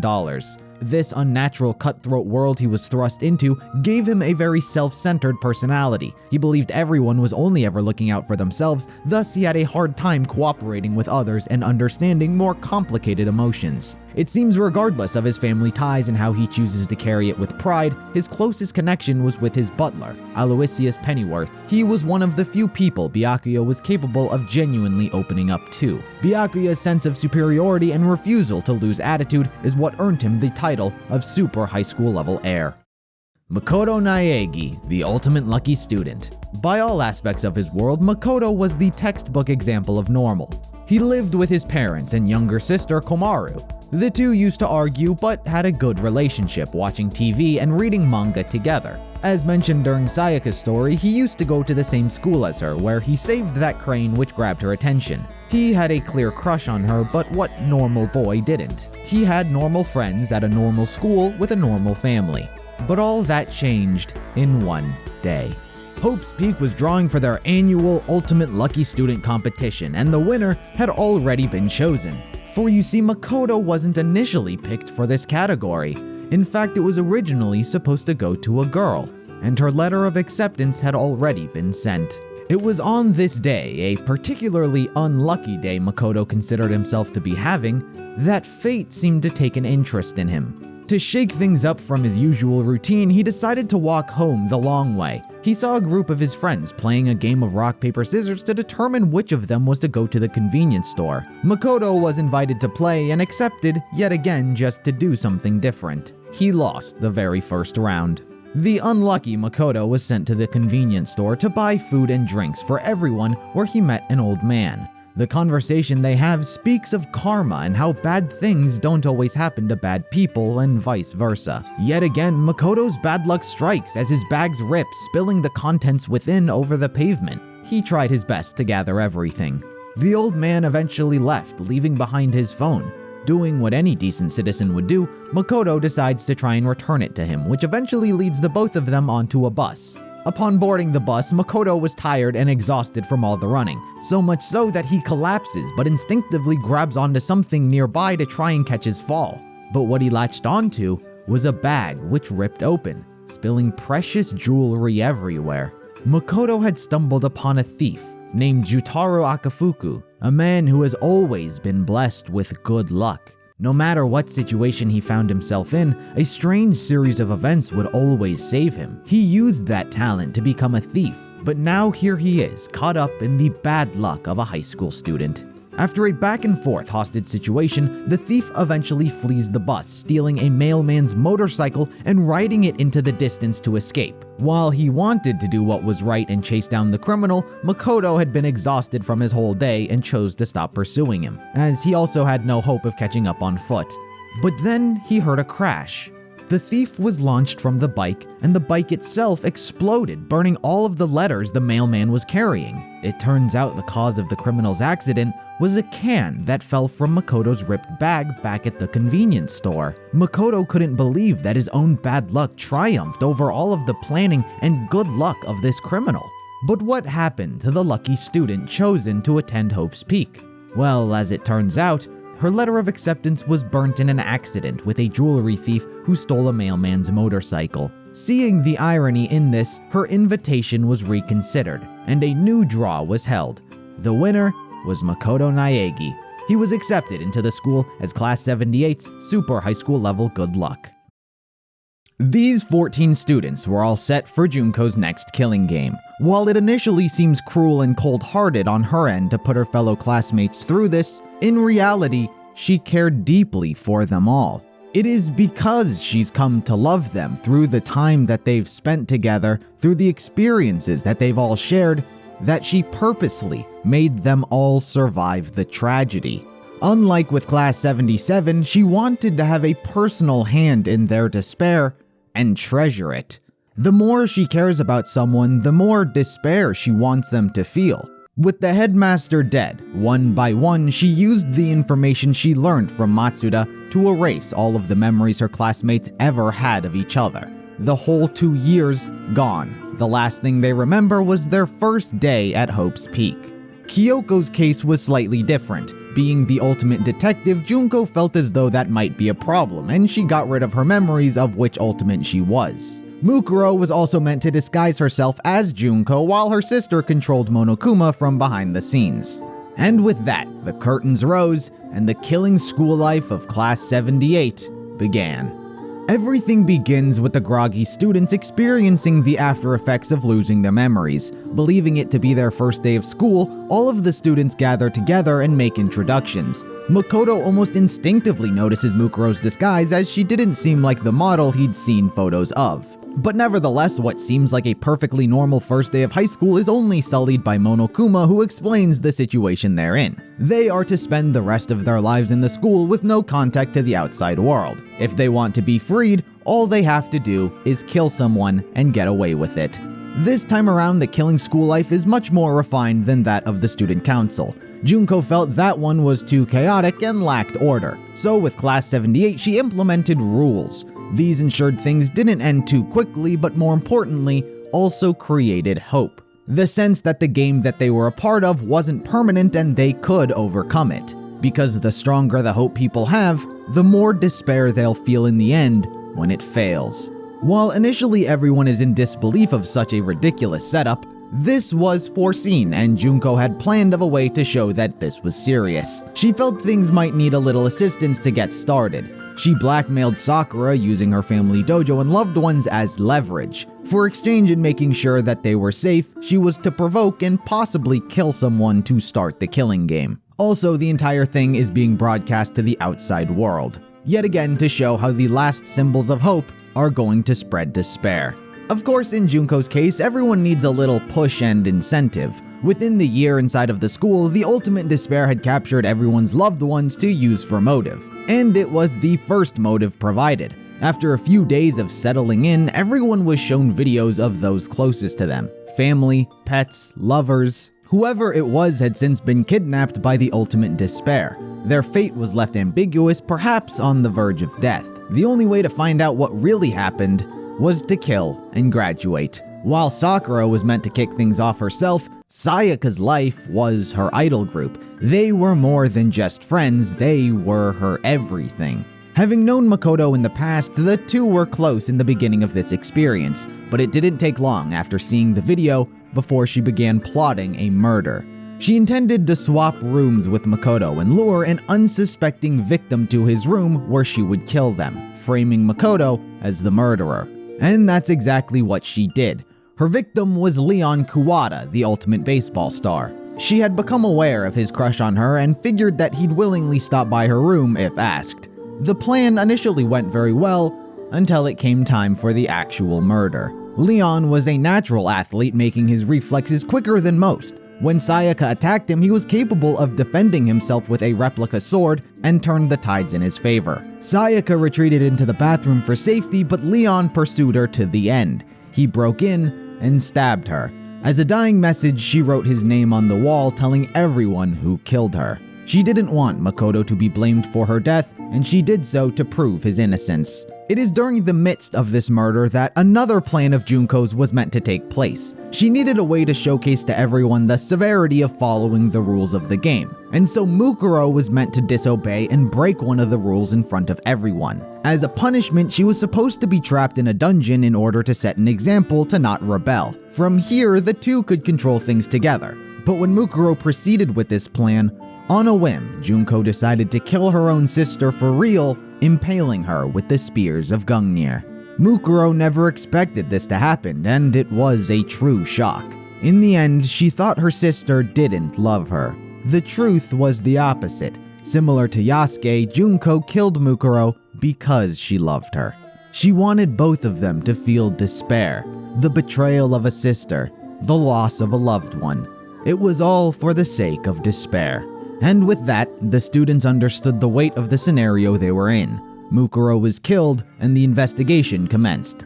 Despite Leon's best attempts to hide evidence, such damning proof inevitably convicted him, and he was executed via the 1,000 blows. Due to Junko broadcasting the killing school life, people in the outside world saw what was happening and they wanted to stop it. Various others outside attempted to help the students inside from the cruel game, specifically old staff like Koichi. He figured after seeing what has happened, the worst must have happened to Jin and he was dead. So as he promised long ago, he would look out for Kyoko. And so various attempts were made to try and break them out, but the school's defenses were much too strong. While it is heard on the inside by the likes of Hiro, Monokuma is capable of dismissing it as mere construction. Motive number 2 were the character's embarrassing memories and shameful secrets. Toko's serial killer split personality, Mondo's brother's sacrifice, Chihiro's true gender. Strength is the theme of this chapter. Chihiro wishes to become strong just like Mondo. To him, he is the essence of manly. Instead of letting the motive drive him into fear, he uses it to better himself. While Sakura and Hina offered many times to train with him, due to actually being a boy, he wasn't allowed in the girls' locker room per the rules. As for Mondo, his motive did get the better of him. Chihiro discloses the truth of his secret and asks that he train him. Mondo does agree, but after seeing the true strength Chihiro possesses, his own insecurities overwhelm him. For Mondo to continue on his gang, he must believe his lie and facade of strength. In a blind rage, he accidentally kills Chihiro. It was an accident, but one he could not take back. As his last act of courtesy, he drugged Chihiro's body to the girls' locker room to protect his secret. Byakuya would stumble upon this and tamper with the crime scene. He since uncovered Genocide Jack's personality and wished to expose it to the group, but also gauge who was the biggest threat to him in this killing game. If someone figured out that he had messed with the crime scene, they would be a problem in the future. In the end, Mondo isn't capable of getting away with murder, though it's not exactly as though he tried. all the secrets are revealed about Mondo and Chihiro, and he is executed via the Cage of Death. While Chihiro may have died, he would have a lasting impact. During his time trapped in the school, he had been working on the creation of Alter Ego, his personal project of a learning AI that was almost the exact same as him, capable of personality and independent intelligence. The characters would uncover its existence and use it to try and uncover the secrets of what's going on. The third motive is much more classic, a simple exchange of money. The student who kills another will get a reward of $10 million. Likely, Junko just took this money from the steering committee that they had been scamming from the reserve course. To many, the money means nothing, but to one girl, it means she's one step closer to her dream. Despite being a gambler who's accrued millions of dollars, 10 million is still 10 million and would help pay for her castle in Europe. Ever since the game started, Celeste spoke of how everyone should accept their condition, but secretly she was always plotting her escape. She used Alter Ego as a hostage, or more accurately, a lie. Taka and Hifumi had each fallen for Alter Ego in their own ways, Hifumi developing romantic feelings, and Taka overcame the grief he had after the death of Mondo. Celeste tricked Hifumi, telling him how Taka sexually assaulted her, and he was planning to steal Alter Ego. As a staged plan, he killed Taka with the expectation that Celeste and he were working together. In reality, Celeste double-crossed him and killed him herself. She was hoping to hide her crime in the feud the two were having. But it was all for naught. She was found out, her true identity was revealed, and she was executed in the burning of the Versailles Witch. Through the experiences the remaining students had shared, Sakura felt ashamed for the betrayal of their trust as she's come to consider them all friends. As resistance, she chose to fight back against Monokuma, not willing to be his mole anymore. This would prove to be the next motive, an eye for an eye. He told everyone that she was working for him. It effectively did exactly what he was hoping. It spread doubt, confusion, and arguments between everyone. The only ones who stood behind her were Makoto and Aoi. The likes of Byakuya, Toko, and Hiro all lost trust for her and treated her with disdain. The split amongst everyone escalated to heated arguments and even sometimes physical attacks. Sakura realized her existence was the problem. Everyone was becoming more distant because of her. So instead, she chose to do the only thing she thought was right. To fulfill her contract with Monokuma and unify everyone together again, she took her own life. She did as Monokuma asked and killed someone, thus protecting her dojo and loved ones, while also putting an end to the squabbling of her friends. She left a dying message to let everyone know how she believes in them and their ability to take down the mastermind. Junko obviously considers this boring and steals the letter Sakura wrote, leaving behind a fake one, making it seem as though she really hated everyone in her final moments, complicating the trial. Hina goes out of her way to try and lead everyone astray to get everyone killed, believing they deserve it for driving her to suicide, but in the end, the truth is found out about Sakura's real feelings. As a special punishment, Monokuma knew of Alter Ego's existence and presents him as a special guest execution, and he is killed in Excavator Destroyer. Chapter 5 takes on a new twist. While Junko was content in letting the students' own distrust turn them on each other, Kyoko has been nothing but a thorn in her side since the game began. While she had no memory of being the ultimate detective, she by nature has been conditioned to always dig for answers. And that's precisely what she's been doing. Thanks to a final act done by Sakura by breaking down the headmaster's door, Kyoko was capable of procuring documents on Mukuro Ikusaba, slowly piecing together the trickery of this whole setup. Junko needed a way to dispose of Kyoko, but she couldn't just kill her. The whole thing was being broadcast and Junko must obey the rules of her own game. So instead, she tried to frame her for murder. The plan was to kill Makoto, but when she went to do so, she was thwarted and his life was saved. Junko is now forced to improvise and break her own rules. She took Mukuro's dead corpse and staged the incident to make it seem like Kyoko murdered her. The plan almost worked, but it was her own belief in despair which didn't foresee Makoto protecting Kyoko by lying. During the class trial, he took the fall for her as both of them saw that the execution of Kyoko was exactly what they wanted. Of course, Makoto didn't want to die either, but disrupting the mastermind's plans was their main motivation. Forced to pick a blackened, Makoto was sent to be executed. However, thanks to the interference of Alter Ego who had hacked into the school systems before being executed, he saves Makoto's life, and he simply plummets to the school's basement. Fortunately for the ultimate lucky student, his life was saved. It didn't take long before Kyoko quickly followed suit as well to check on his well-being and thank him for his willingness to protect her. Fortunately, this event does have a silver lining. The mastermind has been cornered for having broken their own rules. Kyoko brings Makoto in front of Monokuma to spell it all out. The false accusation, the attempt to make it seem like she did it. A retrial is asked for them and for all of the viewers watching around the world. A request that cannot be refused. Monokuma agrees that the trial of Mukuro Ikusaba is redone, but the only way to actually put an end to everything is to solve the mystery of the entire school. What happened? Why are they locked in? Who is the mastermind? Every last question to understand their predicament is needed if they want to leave. To Junko's credit, she did allow them to explore the academy to their heart's content because, as stated, she wants them to feel hope, to feel as though the destination is just within reach, only to have it taken from them in the final moments.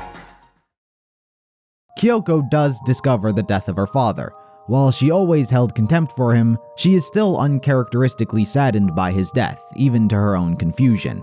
By the time the class trial rolls around, the truth comes spilling out. Junko's identity is unveiled, and the state of the world is shown to them. The characters are in disbelief that the outside world had ended, that it had become a lawless and bloodthirsty environment. Notable developments have taken part on Junko's character as she now has multiple personas she likes to swap to, as she's become so tired and bored of her one. Also, in an ironic sense, she's become very apathetic to her whole plan, because it was all going according to plan.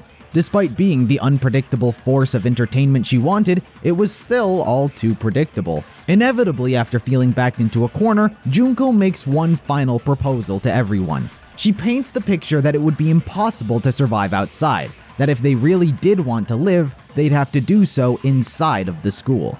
She makes it out so if only a single person wants to punish Makoto, then everyone else will get to live out the rest of their lives inside the safety of the school. If not, then the building will become uninhabitable, and the air purifiers will stop, forcing them to gamble with their survival outside. By the end of it all, Makoto convinces everyone to believe and have hope in each other, that together they can face whatever adversities are thrown at them. And with that, they all vote to punish Junko. She experiences one last immeasurable euphoria of despair as her plans fail, and thus she is executed in the ultimate punishment. With that, the surviving 6 members, Makoto Naegi, Kyoko Kirigiri, Byakuya Togami, Toko Fukawa, Aoi Asahina, and Yasuhiro Hagakure, put an end to the killing school life, having used hope to overcome and defeat the ultimate despair. Makoto was then no longer referred to as the ultimate lucky student, but the ultimate hope. Together, they all took steps into their future.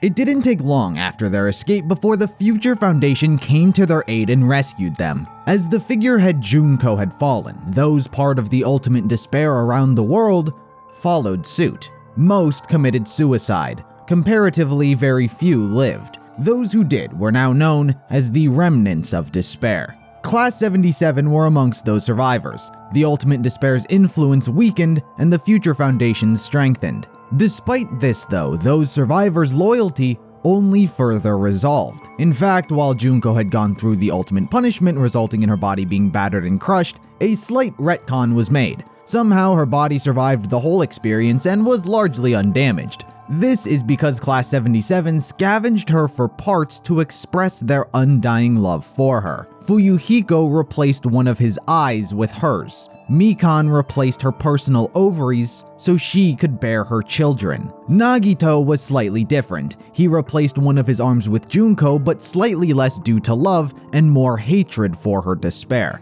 Not everyone resorted to physical transplants. Others showed their devotion in other ways. Akane starved herself to feel despair, Soda gunned people down, and similar actions go for the others as well. They would continuously spend their time attempting to carry on Junko's legacy, spreading despair around the globe. As for Makoto and the others, after being rescued by the Future Foundation and learning their goal of fighting against despair, the 6 joined their ranks and became members of the 14th Division. with Kyoko as their leader. Aoi took up a role in the 13th Division, and Toko was a special case. Due to Genocide Jack, she was forced to start out as an intern. But it was thanks to the Future Foundation that everyone got their memories restored to them.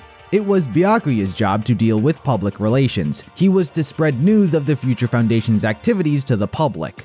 But he did have another task. One of the major jobs he went on was the location and recovery of the loved ones captured for his class's killing game. Everything eventually led to Towa City. The Towa group had a large hand in the rebuilding of the world after the tragedy, but that was largely thanks to being involved with it themselves. Monica Towa was responsible for the mass manufacturing of the Monokuma units. She also started creating brainwashing helmets which controls its wearers to become obedient slaves. Her father discovered the Monokuma's true purpose and tried to stop its production early on. However, Monica blackmailed him, threatening to expose the fact that the Towa group was responsible for all the murderous Monokumas destroying the world. She instead swayed him to her side. She convinced him to continue making the Monokumas as well as weapons to fight against them. They secretly continued aiding the Ultimate Despair while also being hailed as heroes amongst the public for fighting against them. They gained honor, money, and protection from the Ultimate Despair. While they were the heroes fighting against the tragedy to the public, behind the scenes, they were some of Junko's biggest supporters. After Junko's death, he tried to pull out of his alliance, but Monica used the Monokumas to murder him. Towa City was always secretly in her control, even over the Warriors of Hope. Her fellow classmates had all dedicated themselves to Junko after she saved them. Once she was dead, they were lost. It was Monica who convinced them that they should create a peaceful paradise for children and kill all of the adults. For it was adults who made them what they are. Nagisa Shingetsu, Little Ultimate Social Studies, was supposed to be the perfect child and become one of society's elites. His father worked in Hope's Peak, and he was experimenting to see just how much mental and physical stress a child could be put through before they reached a breaking point. Nagisa was forced to study non-stop for days. He was connected to an IV to ensure he had the energy to continue. If he looked tired, bright lights would get shown into his eyes, and he was subject to physical punishment via weapons as well. Despite everything he was put through, he wasn't putting up the results his father wanted and considered him a failure. Him and his wife even contemplated having a second child to retry the experiment again. After learning this, Nagisa believed his failures were his fault. He began to hate himself and felt tremendous amounts of guilt. He inevitably decided to ignore his emotions and work harder to never disappoint his father again. But it didn't quite work, as he almost did commit suicide back at Hope's Peak. Jataro Kimuri, Little Ultimate Art, was a regretful birth. His mother still had dreams of what she wanted to do in life. But with a son, she couldn't. Her life became nothing more than a platform for his. Every night she wished for him to be dead, to succumb to some sort of illness, or just disappear. But it never happened. Worst of all for her, he was beautiful. She thought it was some kind of cruel excuse the universe was making up to her as for why she should love her child. And so she forced him to wear a mask. She was ashamed to ever show him or his face to anyone, saying he didn't look like the other children and convincing him that he was truly ugly. He began accepting and welcoming hate as it was the only thing he knew and the only thing that protected him from the reality of his home life. To him, the more hates he gets, the more at peace he is. Masaru Daimon, Little Ultimate PE, was an all-around athlete, but he was kind of forced to be. Growing up under the roof of an alcoholic father, Daimon was forced to help his father's drinking habit. Unable to afford alcohol, he stole. This put the family on the wrong side of the police, which only made his father angrier and more physically abusive towards him. Kotoko Utsugi, Little Ultimate Drama, was a child actress very popular due to her cuteness. But she just wanted to be a normal child. She got into acting for the sake of her mother and the money it earned her.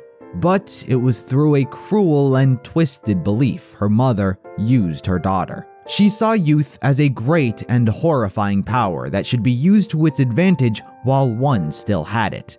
Which is why she prostituted Kotoko at the age of 10. As a twisted form of parental love, her mother also prostituted herself in a mother-daughter set.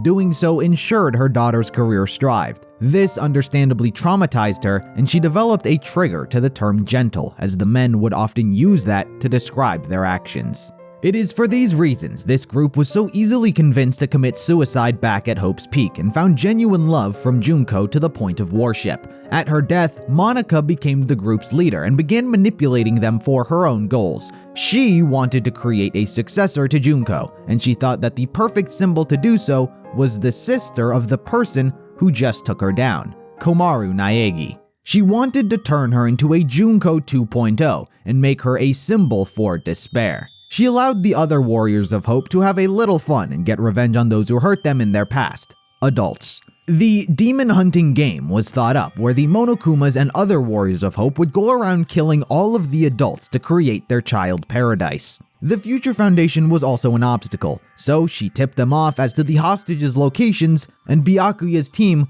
was lured into a trap. It is also important to note that Nagito Kamoeda had since been kidnapped by the Warriors of Hope and has been forced to be their slave. Monica used him to guide Komaru through their demon hunting game. But for you see, while Junko may be gone, she still had an ace up her sleeve. Long within her school life with her class, she was observing, particularly Chihiro. He had been working on the creation of Alter Ego, and it came to life during the events of the first game. Through first-hand observation and taking a deeper look into the code, Junko, thanks to her analytical prowess, had managed to create an alter ego of herself. Monica Toa was in possession of it and placed it into two separate and unique Monokuma bears, respectively named Shirokuma and Kurokuma. Together, they were to fan the flames of war, one manipulating the side of the children, the other the side of the adults. Yet another tragedy was to come. And all this comes to fruition in the events of Ultra Despair Girls. Byakuya leads a team to rescue all of the loved ones kidnapped. Komaru is freed from her imprisonment when she is attacked by a Monokuma. Fortunately for her, he arrives just in time to save her life. However, it comes at a trade-off. Byakuya is subsequently captured. He is then held captive by the Warriors of Hope. Nagito also has a bit of luck on his side. He runs into Toko, who had stowed away on this mission, where he tells her that they are in possession of Byakuya. He makes a deal saying that they'll release him if she safely escorts Komaru to their stronghold. She agrees and is told where to find her. With the Future Foundation in their trap and Komaru in the city, it was time for Monica to enact her plan. The Monokumas were released throughout Toa City, causing utter mayhem, killing every single adult they could find. Children were equipped with brainwashing helmets, making them obedient to the Warriors of Hope's demand. Komaru is almost capable of escaping via helicopter, however it crash lands and she is taken in by Nagito. She, alongside all of the other captives, are equipped with explosive bracelets and forced to participate in their demon hunting game. Komaru was then dropped via airship, where she ran into Toko, who Nagito tipped off. The two work together, experiencing the cruel massacring of adults and the absolute state of fear they're constantly in, running into other Class 78 hostages along the way. They inevitably ally themselves with the likes of Haiji Toa, Monica's brother, who runs a resistance group of adult survivors to fight back against the kids. Shirokuma is amongst this group, moonlighting as their ally. In reality, this is exactly what Junko and Monica wanted, placing Komaru in the midst of a war. Together, Toko and Komaru meet many allies along the way, not all of which survive. Yuta Asahina, Aoi's brother, unfortunately gets blown up by his bracelet attempting to swim to the mainland for help. There's also the likes of Taichi Fujisaki, Chihiro's father, who helps the group establish contact with the Future Foundation. But he also unfortunately dies in an attack by Monokumas. Hiroko Hagakure is part of Haiji's resistance and helps track down the other wanted captives, rescuing them off-screen. While Toko's purpose was leading Komaru to the stronghold, throughout their journey she had actually become fond of her and couldn't betray the trust she had put in her, as she had become her only friend. So instead, she tried to help her escape, as Komaru had been wanting since leaving her apartment. However, Nagito couldn't let that happen. He reveals the truth about Toko's deception and tries to turn Genocide Jack on Komaru. However, despite being different personalities, they still share the same emotion, and instead, she turns on Nagito. As a sign of their friendship, Komaru chooses not to abandon Toko, but instead help her rescue Byakuya. While the Warriors of Hope are slowly defeated one by one, the truth of the situation slowly becomes clearer. The adults have begun to build up more confidence and resources to fight against the kids, and the kids are actually just victims in this all the same. Everything eventually leads to a face-off with Monika, who tries to get Komaru to fall into despair. She shows her a video of her parents' dead bodies, which shakes her to the very core, almost completely succumbing her to despair. The only option left was to save the adults or save the children. Both scenarios resulted in death. By destroying the Master Control, all of the Mono Kids' helmets would explode, killing them all. If she didn't, they remained brainwashed. Komaru inevitably decides not to destroy the controller as she wants to protect everyone and will work personally to make sure peace is achieved. The Big Bang Monokuma, which had since been taken over by Shirokuma, was destroyed by Toko along with Kurokuma's robot, and the building is left, collapsing on Monika. By the end of the game, Byakuya is saved. Komaru and Toko both decide to stay behind in the city and keep word of what happened a secret from the Future Foundation. If word got out, the remnants of despair would surely show up and cause yet another needless war. She leaves off hopeful, wanting to fight back against despair. She wishes her brother and Byakuya good luck in fighting against the remnants. As for the Warriors of Hope, they all lived. However, they had learned of Monika's deception and decided to work against her together. Monika was saved by Nagito, who decided to raise her to become the next Junko herself, and become even better than she was. But it didn't take long before Monika thought that he was just weird and had no interest in becoming the next Junko. The game ends with both Shirokuma and Kurokuma noting how their plan failed, before they are each stepped on by Izuru Kamakura. For you see, his journey still has yet to yield an answer. Hope versus despair has raged on, but there was still no winner. He wanted definitive answers, and so he sought to experience it himself. He stole Junko's alter ego AI and had planned to get conclusive answers once and for all.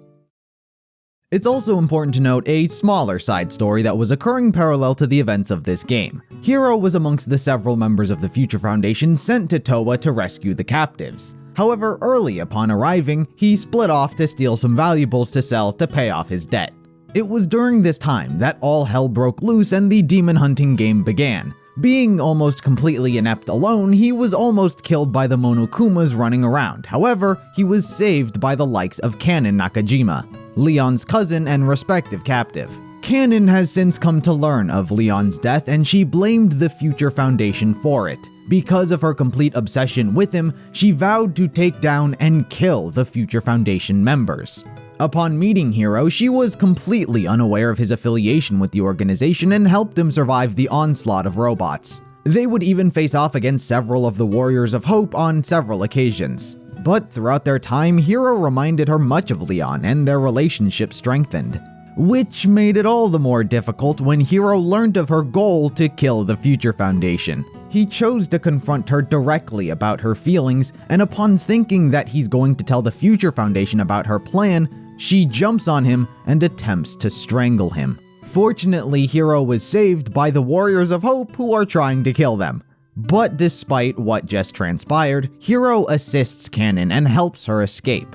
Despite being who he is, Hiro still takes pride that he's part of the Future Foundation and his goal to help others. This confuses Kanon initially, but she realized that she's come to like him and doesn't actually want to kill him anymore. But it can't be said for the other members. The story ends with her returning back to Towa City and Hiro following in her stead. Unlike the story with Komaru and Toko, Hiro doesn't actually stay here for his foreseeable future. He likely wrote out the rest of the demon hunting game by her side, but after it was all over, Hiro returned to the Future Foundation, and as for Kanon, her fate was left unknown as she does not appear in the story again down the road. While the story would very naturally lead to the events of Goodbye Despair, canonically in the timeline there was a manga released titled Danganronpa Gaiden Killer Killer. The story involves the Future Foundation, who ever since the tragedy had been rebuilding the world. Their various divisions all focus on a core aspect they specialize in. Things like education, agriculture, and transportation are only a few of their many divisions. The one this story revolves around is its 6th division led by Juzo Sakakura. His division handles policing, riot suppression, and special crime scene investigation. The story follows a new recruit named Misaki Asano and her partner, Takumi Hijirihara, as they investigate and deal with many serial killers and remnants of despair that are still causing chaos. The unique quirk to this whole story is the fact that Takumi is a serial killer himself, known as Killer Killer. He is a serial killer who kills other serial killers. For you see, he too has a past with the ultimate despair, but not quite like the others. When Mukuro first arrived and met with her sister, she was concerned that her skills may have dulled and she needed to prove that she still had her killer instinct. So Junko had Mukuro massacre an entire school. Takumi was one of only 2 survivors of this incident, the other being his friend, Shuji Fujigawa. Witnessing such bloodshed traumatized the both of them so much, it led to both of them becoming serial killers who killed serial killers. Shuji was the first killer and Takumi being the second. Though it was a coincidence that they had not seen each other since the massacre, the story follows the camaraderie of Takumi and Misaki as they investigate crime scenes together with her complete obliviousness to this side of him, while he kills serial killers. Slowly throughout the story, his identity gets revealed and he and Shuji reunite once more. Shuji has become overly attached to Takumi and cannot allow him to be a killer anymore, so much so he even intended to kill Misaki to get him to stop killing. The story inevitably ends with Shuji's death and Takumi disappearing into the wind with Misaki. Now that the Future Foundation has discovered that he was Killer, he could no longer stick around. This story doesn't add much to the overall narrative, but it does add a bit of world building. The story is canon to that of the overall plot, and it seemed worth mentioning. The Future Foundation had encountered and clashed with the remnants of despair many times, failing to capture them each and every time. However, it was inevitably Makoto who encountered Izuru Kamakura personally. He was found in an abandoned building amidst the rubble of a classroom, staring at a vase of flowers he had laid there in memoriam of Chiaki. Makoto took he and the rest of Class 77 in, believing them to just be students, survivors of the tragedy just like them. It didn't take long before they were identified as the remnants of despair by the Future Foundation and wanted them executed immediately. However, Makoto is not that kind of person. He believed he could revert their despair state and restore their personalities back to them. By using an untested psychotherapeutic communication simulator, it could allow the subject to be placed in a virtual world and replace their current memories. It was meant to help deal with trauma. It was created by many of Hope's Peak's best collaborators like Chihiro, the ultimate programmer, Matsuda, the ultimate neurologist, Gecko Gahara, the ultimate therapist, and many others. It was known as the Neo World Program. In the simulation, participants are meant to collect friendship fragments and become closer together in a non-hostile paradise. The avatar of Monami was created by Chihiro as well and would help guide the individuals, advising them on what to do. The second avatar would also appear, being someone close to or familiar with the subject in the simulation. You see, the reason Class 77 was captured so easily was because Izuru had tricked the other remnants of despair to go along with his plan by telling them that he was going to infect the system with Junko's AI. And once they died in the simulation, Junko could take over their bodies and they would all become hosts for her, creating many Junko Enoshimas. That's what he told them, and that's what the Junko AI wanted. But in reality, Izuru wanted to pick a side, hope or despair, and see which one came out on top.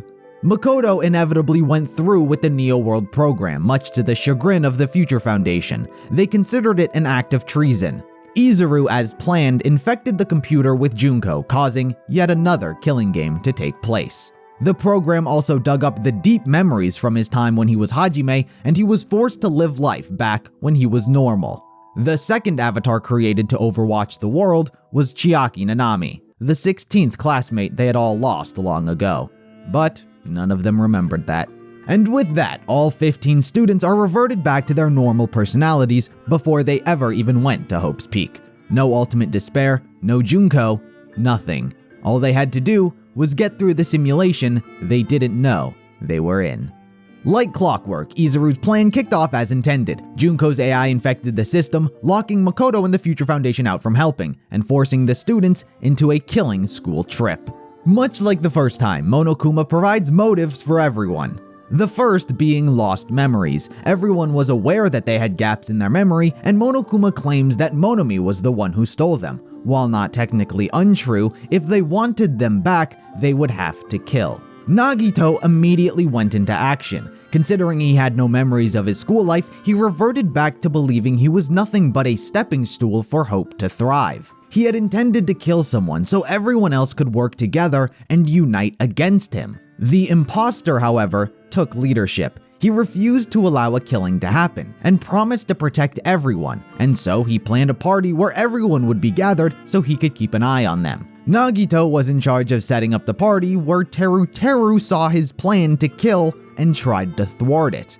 When the time came and all the pieces moved, the lights went out. Nagito went for the knife, but Byakuya saw him with night vision goggles and tried to intercept it. Teru simultaneously tried to stop Nagito as well by going under the floorboards and stabbing him with a meat skewer. But he blindly stabbed and accidentally killed the imposter in the process. An investigation took place, uncovering Nagito's true intentions, but uncovering that it was Teru who committed the murder, and he was executed in deep-fried Teru. Chapter 2 brought back memories from the past that they'd since forgotten. The Twilight Syndrome murder case, the death of Fuyuhiko's sister. Fuyuhiko is the first one to complete the game, as he wasn't working alongside the other students. His reward were pictures regarding that incident. He pieces together that the events were true and the people involved in it. Most importantly, Mahiru, who had photographic evidence of the event and threw it away to protect her friend. While enraged, he mainly wished to talk to her and planned a meeting to discuss it. When Mahiru arrived, it started off confrontational but as a conversation. The back and forth became more and more heated as it progressed, and once she figured out that he killed Sato, eventually it all led to a boiling point, and Peko took action herself. Before Fuyuhiko did something he regretted, she killed Mahiru for him. She proceeded to try and frame Hiyoko for everything, as she too had involvement in the case. But it was all for nothing. Peko is found out during the class trial, and the true feelings the two had for each other came out. Pekoyama is then killed in one-woman army. Fuyuhiko's eye is also injured in it, reflecting his real-life physical status. Chapter 3, Junko gets a bit more creative with her freedom. Not being limited to the human world, she inflicts what she refers to as the despair disease onto everyone. It's a sickness very similar to that of the common cold, but with some unique quirks. It affects each individual differently. For example, Nagito could only lie. Akane, a brave individual, became a coward. And Ibuki became incredibly gullible. Being the ultimate nurse, it fell on Mikan to take care of them, however, she contracted the disease as well. Her quirk was the remembering disease. Mikan then regained her memories as the ultimate despair and the initial plan to revive Junko, and so she killed Ibuki. Hiyoko accidentally bore witness to this situation and was murdered as well. Mikan was inevitably caught, though doesn't reveal the truth about everyone else's missing memories, and she is executed in Bye Bye Ouchies. In Chapter 4, the characters are placed into an unfortunate and inescapable scenario. Trapped inside a funhouse with no food, the only way to escape was for a murder to take place. Unfortunately, with no other options, it fell on Gundam Tanaka, who couldn't just let life be withered away. He challenged Nekomaru to a duel, who is now a robot, with both participants fully aware that someone needed to die for the sake of everyone else. The two then battled for the sake of their friends. Ultimately, it was Gundam who came out on top, able to take advantage of Nekomaru's robotic functions. He still did attempt to cover up his tracks though, as regardless of it being for the sake of everyone, he couldn't just throw away his life as well. He was caught and executed in Gundam Tanaka Stampede. Chapter 5 gets a bit more personal. During the events of the Funhouse, Nagito had completed the final dead room, and his reward was a file detailing everything. What became of his class during and after the tragedy, as well as Hajime's identity as Izuru Kamakura. Such information only soured Nagito's outlook towards everyone, as for someone who'd been trying to prop them up as symbols of hope, now he knows they're all remnants of despair. As a matter of fact, the only person he believed to be innocent of the class was the supposed traitor in their midst. So he figured if they failed at being symbols of hope, he'll have to be it instead. By killing everyone, the remnants of despair would no longer exist, and the world would be free of despair, thus making him the ultimate hope. And that's precisely what he got to doing. He created a diversion to keep everyone busy by saying he planted bombs all across the island. This was a bluff. Meanwhile, he created his own very complex suicide contraption, which was meant to be yet another diversion. By relying on his luck and putting a poisonous chemical inside a fire extinguisher grenade, he created a fire which caused the other students to each grab one and throw them, putting out the fire. In the end, it was Chiaki who grabbed the poison bottle and killed Nagito. Unaware that she even did so, the crime was meant to be impossible to solve. Considering she was the traitor and thus the innocent one amongst the group in the eyes of Nagito, she was meant to live and get away with Nagito's murder while everyone else voted incorrectly and died. Unfortunately for him, that's not what happened, and the characters are able to deduce his scheme, and Chiaki and Monami are executed in Please Insert Coin. Chapter 6 becomes the unveiling of everything. Makoto and the others had been working hard on the outside trying to figure out how to save everyone. As a last resort, they didn't want to use the forced shutdown protocol. It was meant to be used in the case of an emergency, but without the Neo World program completing its simulation, the forced shutdown would save all those still alive. However, their memories would revert back to when they were remnants of despair, hence why they didn't do so from the beginning. Meanwhile, much like the first Killing School Life, the final task for the participants was to figure out everything that has been going on. It is through their trial they learn of the virtual reality they are in, and expose alter ego Junko as controlling everything. With no other options, Makoto, Byakuya, and Kyoko all enter the Neo World program to save everyone and initiate the forced shutdown.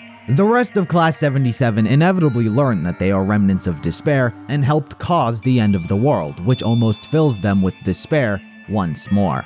Same goes for Hajime. He learns he is Izuru Kamakura, and the revelation almost completely shatters his mind.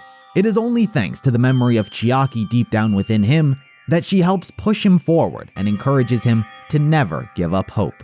Such acceptance merges him and Izuru's personalities, making them one. Hajime's personality remains while inheriting all of the talent of Izuru. This, once and for all, has given Izuru the answer he had been searching for firsthand: hope or despair. And the emergence and perseverance of Hajime showcased that hope was the cause he was going to fight for from now on. The characters all remain content in returning to the world as remnants of despair, as there's no other option. But despite all of the warnings from both Makoto and Junko, when the forced shutdown sequence is activated and everyone returns to the real world, they kept their memories. They were no longer remnants of despair, but they had returned to their former life with all of their memories intact. With that, Hajime chooses to live on, not turning away from what he caused the world, but also moving forward as Hajime towards a path of hope. Makoto and the others consider them rehabilitated and leave them on Jabberwock Island per their request. Hajime then begins utilizing all of his talents as well as the Neo World program in an attempt to restore his friends who died from their vegetable-like state. Despite dying in the simulation, it didn't actually kill their bodies in real life, but it made them nigh unresponsive, and Izuru was determined to find a cure. As for Makoto and the others, they were summoned to pay for their crimes against betraying the Future Foundation.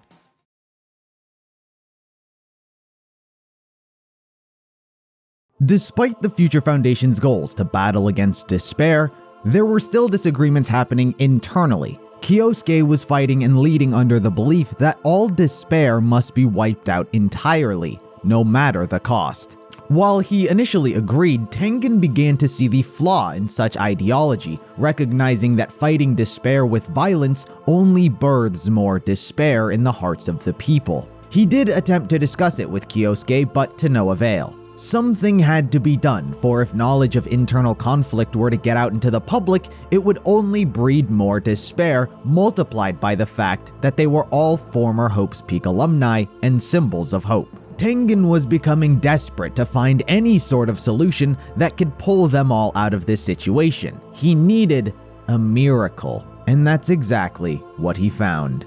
Over their time as part of the Future Foundation, Chisa, still a brainwashed member of the Ultimate Despair, had been subliminally manipulating Tengen both emotionally and through suggestions. She had given him 2 flash drives which contained videos Junko used to cause the tragedy. One was the Student Council killing game.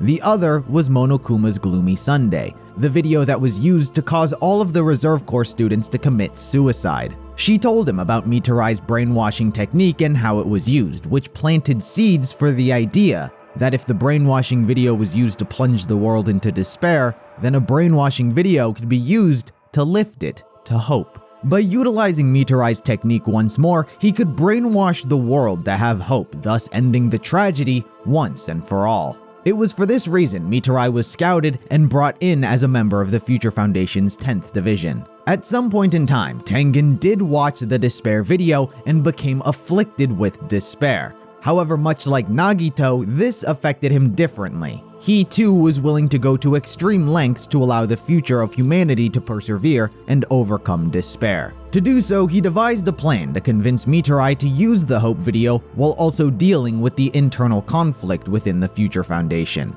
a killing game. By gathering all of the Future Foundation branch leaders and forcing them to distrust and kill each other, it would in a sense inspire Mitarai to use the video of his own free will. And he found the perfect opportunity to do so once Makoto betrayed the Future Foundation. After the events of Goodbye Despair, he and the others had to answer for their assistance in aiding the remnants of despair. Because of this, they were summoned to the Future Foundation headquarters in front of each of the branch leaders. He, Kyoko, Aoi, and Hiro would go as representatives. Everything was going according to Tengen's plan, except Mitarai showed up as well. It is unknown why he appeared in this meeting, as Tengen had intended him to witness the killing game from a safe location. But now he was here. Any attempt to get him out would look suspicious, and so he was forced to improvise. Mitarai became a participant in the killing game as well. They were all knocked unconscious and brought to an underground facility which looked identical to the one that they were just in. Only this one was set up for the game. The rules to this killing game were much different. In this iteration, the goal was to find a supposed mole within the group. Every 2 hours, everyone but the mole would be put to sleep, and it is on them to kill one person. If no one is killed, they win, and the killer loses. But you see, this was all a deception on Tengen's part. There was no victory condition, and there was no killer. He instead used the suicide video he obtained from Chisa that killed all of the Reserve Corps students, and instead used that. Whoever was closest to a monitor would be woken up and forced to watch that, where they would proceed to commit suicide. Everyone was also equipped with their own special bangle, which possesses a forbidden action. Breaking the action, the user wearing it will be poisoned and killed. The only way to genuinely win was to turn off the power, thus deactivating everything. Another unforeseen complication with Tengen's plan was also the unexpected murder of Miaya Gekogahara. Somehow, someway, Monica Toa became aware of Makoto's trial and wanted to meet him in the flesh. She wanted to lay her eyes on the man who took down Junko Inoshima. So, she killed Miaya and built a robot puppet in her place and infiltrated the Future Foundation. Aside from the few unforeseen complications, the plan went off without a hitch. Everyone was successfully transferred and the killing game began. And it all started with the death of Chisa.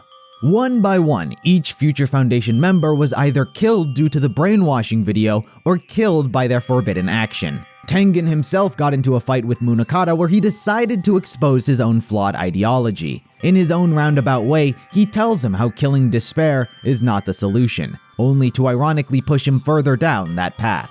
Munakata came to the belief that Tengen had to be behind the entire killing game, as he's the only one who had the resources and wherewithal to do so.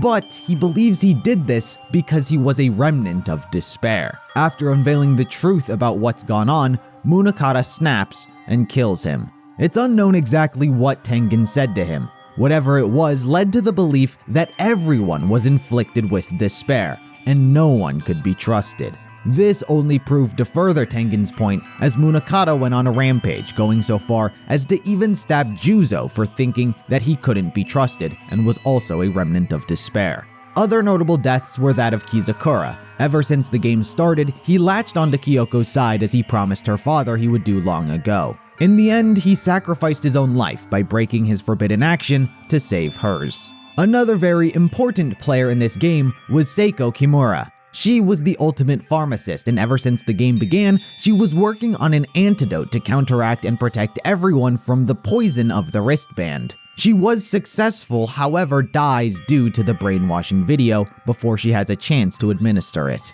Kyoko would go on to find said antidote, and it would be an incredible stroke of luck as her forbidden action was one she had no intention of working against. If Makoto lived past the 4th time limit, she would die.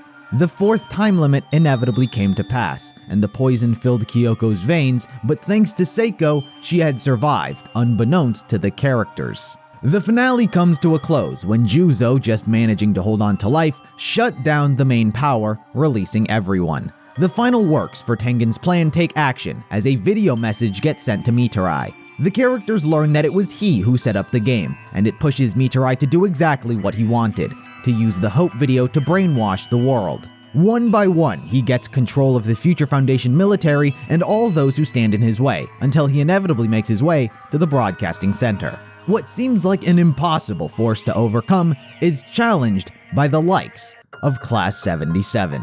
Hajime had been working tirelessly to reawaken everyone from their vegetable-like state. No longer influenced by Junko's brainwashing, they each can stand and fight for the future of Hope. Together, they confront their former classmate about what bringing hope to the world truly means. Despair may be an evil no one wants to deal with, but it's what allows hope to thrive. They extend an olive branch asking that he join them all. Mitarai does accept, and with that, the conflict is put to an end. Mikan also found Kyoko's body, and thanks to the antidote she took, she was able to be resuscitated and was returned to a healthy state. All paths collide, setting forth a new future for the world to be guided, each shouldering a responsibility they must carry on. Munakata must go forth as the sole survivor of the Future Foundation's killing game, having learnt the harsh reality of his ideology. The death of all of his friends came due to the lack of trust and unwillingness to see the good in people, even in the worst of circumstances. Hajime and the rest of Class 77 bear the burden of despair. They announced to the world that they are responsible for what had been plaguing the world, so humanity can once again unite and work together for a common goal. And Makoto bears the burden of hope. He reopens Hope's Peak Academy as its headmaster, and with Kyoko as his vice principal. Canonically speaking, this is where the core timeline of Danganronpa ends. The divergence of hope, despair, and future set forth an optimistic end. The third main entry of the franchise, V3 Killing Harmony, takes on a new twist in an alternate universe. In this timeline, the story of Danganronpa is just that, a story. Makoto, Hope's Peak, the Future Foundation, and the Battle of Despair is a work of fiction that the world had fallen in love with. It was so popular, it inspired a TV show based on its premise. An in-universe organization known as Team Danganronpa was responsible for creating their own reality show based on the fiction. This series would have volunteering participants take part in a killing game. They were allowed to suggest their own ultimate ability, and a narrative was crafted around the students. Over 52 seasons of the show took place. Each and every time, hope overcame despair. Killing Harmony takes place during the 53rd season. Per usual, 16 completely talentless and ordinary high school students are scouted to participate in this reality show. Their names and identity were changed, and they were given all new and original manufactured storylines.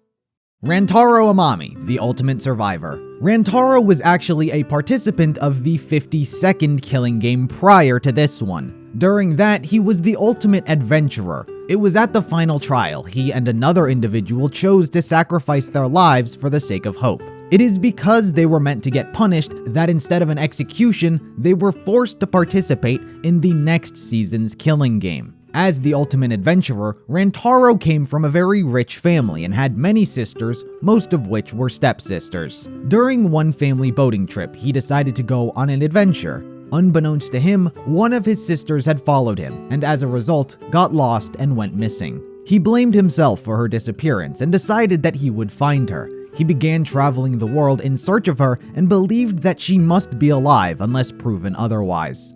He came to be known as the Ultimate Adventurer after helping a remote village research a rare disease that only affected the people there. During his adventures, he wound up losing all 12 of his sisters around the globe. While everyone, including his family, told him to let it go, he was determined to reunite his siblings no matter how long it took. Tsumugi Shirogane, the Ultimate Cosplayer. While it is heavily alluded to the fact that she had participated in another killing game, potentially being the second survivor along with Rantaro, nothing is ever truly confirmed. Her role in this killing game is as the mastermind. The backstory of Tsumugi is very plain and not detailed. She became a cosplayer due to a very famous one once complimenting her first cosplay. Her main goal is to assure the killing game goes according to plan. Kaede Akamatsu, the Ultimate Pianist. Ever since she was a child, she played piano, so much so that she would forget to eat and sleep. It didn't take her long before she started winning contests and garnering her own prestigious reputation, having played in front of people like the European King. Himiko Umeno, the Ultimate Magician. Himiko is very talented in the practice of magic, so much so that she was even recognized as the youngest person to become Magician of the Year by a secret society of magic lovers. It is important to note that Himiko is adamant that her magic is real and there are no tricks involved. However, they are simply just tricks. Her magic is largely limited to finding someone's card, making doves appear, and sometimes sawing people in half. She was the apprentice of an old master magician she respected very much. However, during their performances, Himiko would accidentally outshine and gain more popularity than him throughout their shows. This caused him to be very self-conscious, which in turn made Himiko feel bad. Despite this, she has unwavering respect for her master and her belief that she is a real mage. Korikyo Shinguji, the Ultimate Anthropologist. Kyo had a very close and incestuous relationship with his sister. The two didn't care what the rest of the world thought, as they saw it as true love. His sister suffered from an illness and spent all of her time in and out of the hospital. He would frequently read her books, and one caught his attention as it was about anthropology. The interest in separate cultures from around the globe and the similarities and unique traditions that are held there led him to pursue its topic out of intrigue. The uniform he wears was actually made by his sister, as she thought his previous one didn't suit him. Inevitably, the illness took her, and she died. Due to his deep obsession with her, he developed the idea of sending friends to her in the afterlife, as due to being hospitalized, she didn't have any when she was alive. Kyo began to target girls her age that he felt like met the right requirements and started killing them. This obviously made him a serial killer. He had a final goal of 100 that he almost got due to his frequent travels around the globe. He did stumble upon a village which practiced in the art of bondage, and Kyo became quite proficient at it, becoming very popular with the town's women. Another notable event during his travels was when he was attacked by natives and tied up and whipped to near death. This experience caused him to hallucinate about his sister, where it eventually manifested itself as a split personality within Kyo's own body as a sort of coping mechanism. In times of true distress, he will alternate to her personality to calm him down. Kaito Momota, the Ultimate Astronaut. Kaito, ever since a child, had great dreams about conquering the universe in a more explorative type setting. This led to pursue the path of astronaut. However, he lacked many of the qualifications to get in. He forged documents and cheated on exams and was later found out, however was allowed to stay on as a trainee due to being an interesting and amusing person of talent. Tenko Chabashira, the Ultimate Aikido Master. Ever since she was a kid, Tenko had high amounts of energy and some slight anger management issues. Because of this, her parents sent her to live in a temple to discipline her mind. The headmaster was someone Tenko respected greatly, and the two of them came up with a new martial art called Neo Aikido, a more aggressive form of normal Aikido. This did help her to become more calm, but comparatively she still had a lot more energy than most. The two together did things like wear masks and help civilians with acts of kindness, like helping children cross the road, catching thieves, carrying old women's belongings, and even consoling girls who had tough breakups. It was in fact her master who instilled the idea and belief that Tenko should avoid relationships due to it weakening her physical capabilities.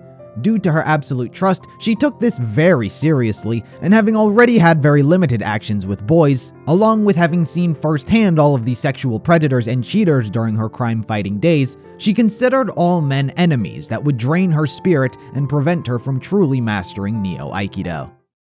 Kibo, the ultimate robot. Kibo's actual design was to give the audience watching their killing game a first-person view of the action. The audience could call in and vote through Kibo to dictate what course of action he should take next. Kibo was oblivious to this and mistook it for his inner voice guiding him in times of need. Being the ultimate robot, his story consists of being built by a man named Professor Idabashi. Kibo's existence was the culmination of everything he'd learned through his time in robotics engineering. Kibo was meant to be the most human robot to ever exist. In his early life, Kibo actually had no knowledge or awareness of anything. The purpose was to raise him as though he were a normal human child. But after a few years, no development was shown. It was on a routine checkup that something bizarre happened. Kibo malfunctioned and attacked the professor, seriously injuring him. It was after this, Kibo actually displayed real emotions. He felt sad and heartbroken for attacking the one person he cares about. As a form of grief, Kibo's AI reset itself, the equivalency of committing suicide, all in hopes to try once more at being the professor's son. This time around, his AI matured accordingly as a normal child's would. Also, Kibo's strength was severely reduced to prevent any further potential accidents. His strength is equal to that of an average senior citizen. Despite being a robot, he is incredibly self-conscious that people will discriminate against him for simply being a robot. Kokichi Oma, the ultimate supreme leader. Kokichi is a liar, and the ability to discern fact from fiction is an incredibly difficult task whenever listening to what he has to say. Regardless, he is the leader of an organization called DICE. They are a group of pranksters who commit harmless and non-violent, laughable crimes for fun. This ironically gave Kokichi a wide variety of skills which helped him, such as lying, stealing, acting, along with the fact that he was incredibly intelligent as well.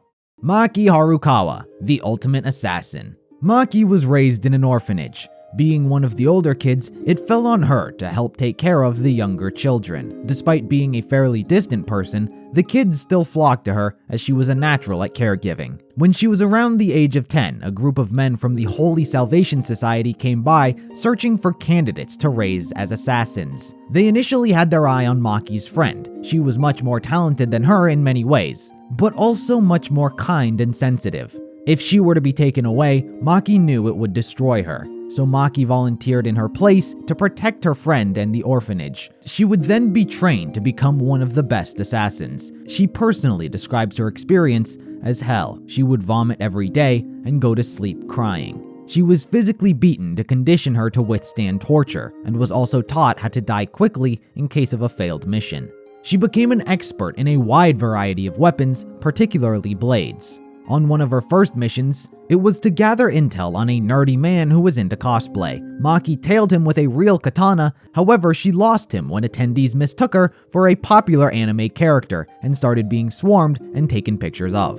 She was forced to leave, having failed that mission. From here, Maki would grow more empty and apathetic. Her emotions slowly stopped playing a role, and she simply carried out her assassinations with no questions asked. Once her training was finished, she went to check on her friend, only to learn that she died saving a child in a car accident. Maki, while saddened, was relieved to know she died happy, knowing she saved someone.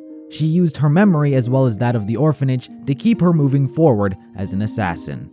Angie Onaga, the ultimate artist. Angie hails from an island in the center of the ocean. The people here all praise and worship its god, Atua. It is a curious culture the locals have in quite the inhospitable wildlife. The people would often give human blood sacrifices to Atua, though non-lethal amounts. Angie was the island's oracle who received the divine messages straight from Atua himself. This gave her control over the island, and due to her loneliness, she would sometimes throw parties on the island. It is because of Atua she says she is able to create her works of art, as he simply takes control and gets to work. Gonta Gokuhara, the ultimate entomologist. Gonta was born into a very rich and sophisticated family, but ever since he was a child, he always held more interest in that of bugs. This led him to accidentally getting lost in the forest when he was still very young. It was only thanks to being saved and raised by reptites that he managed to survive. They are a race of dinosaur people who evolved from the surviving dinosaurs and went into hiding after losing a battle for dominant species to humans. They are the ones who saved Gonta and taught him everything he knew about animals and insects, even the ability to communicate with them. After 10 years, he eventually returned back to that of his real family. But to keep the secret of their species hidden, he proclaimed he survived by being raised by wolves. Everything he learned is what led him to discover all new species of insects and earned him his title. His family, however, was disappointed and felt that he had become too wild to honorably inherit the family name. To prove himself, Gonta decided he would show everyone that despite being raised in the forest, he could be a true gentleman. Shuichi Saihara, the ultimate detective. Shuichi's parents were a famous actor and screenwriter, respectively. This led them to take jobs overseas quite frequently. Because of that, Shuichi was raised by his uncle, where he became an assistant in his detective agency. He had no real desire to become a detective himself, however, despite that, he wound up solving a murder case faster than the police. This led him to garner attention by the public as a junior detective. But solving this case was a very traumatizing experience for him, as Shuichi later learned that the killer did so to avenge his family, and the person he killed was a terrible individual. He felt incredibly guilty for siding with the victim and sentencing this poor man. This led Shuichi to have a pathological fear of uncovering the truth behind any given mystery, as the results may do more harm than good. He became incredibly meek and started wearing his hat to avoid looking at people in the eyes. Ryoma Hoshi, the ultimate tennis pro. Ryoma had an entire future ahead of him. He was world famous and won countless international tennis matches. But one match cost him everything. He was invited to play in an underground mafia tennis tournament. While he refused their advances on many occasions, inevitably they refused to stop, so he simply accepted. What he found was not a tournament of honor. Instead, the matches were fixed so the rich could profit from the gambling. He initially decided to play along with their scheme, but when it came to his final opponent, Ryoma chose to utterly humiliate them in the competition.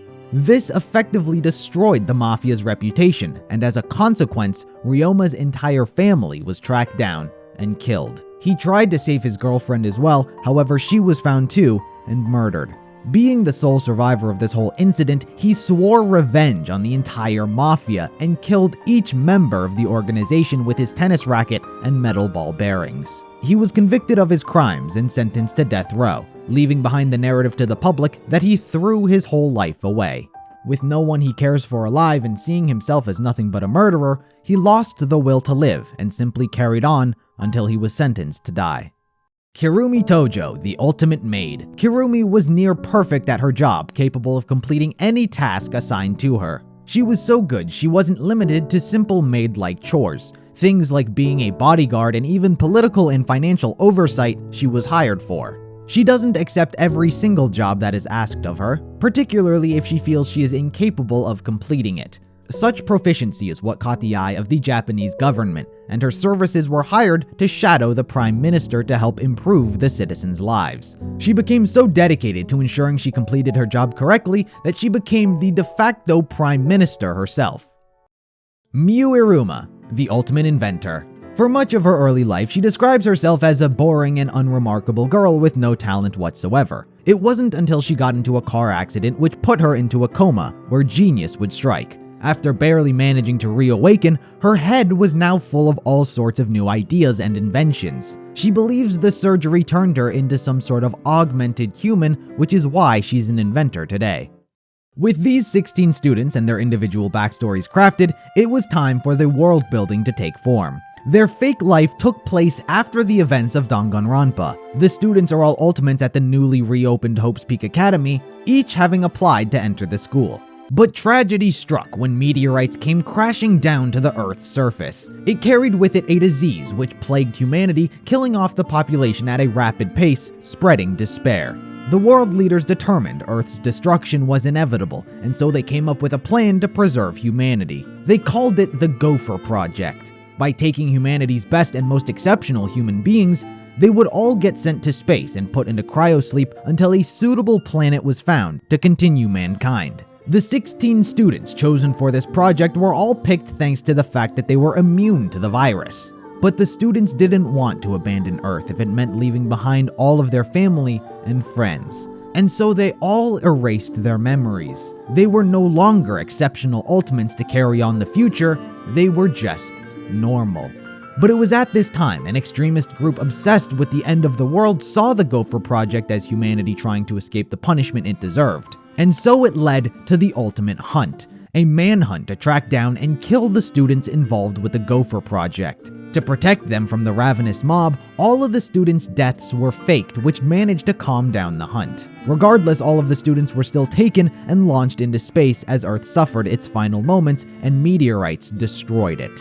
And with that, these were the last 16 humans left in the universe. After hundreds of years of floating around space, the ark they're on is hijacked by Monokuma and brought back down to Earth, where he puts the students through yet another killing game. Or so was the setup story for their season of the show.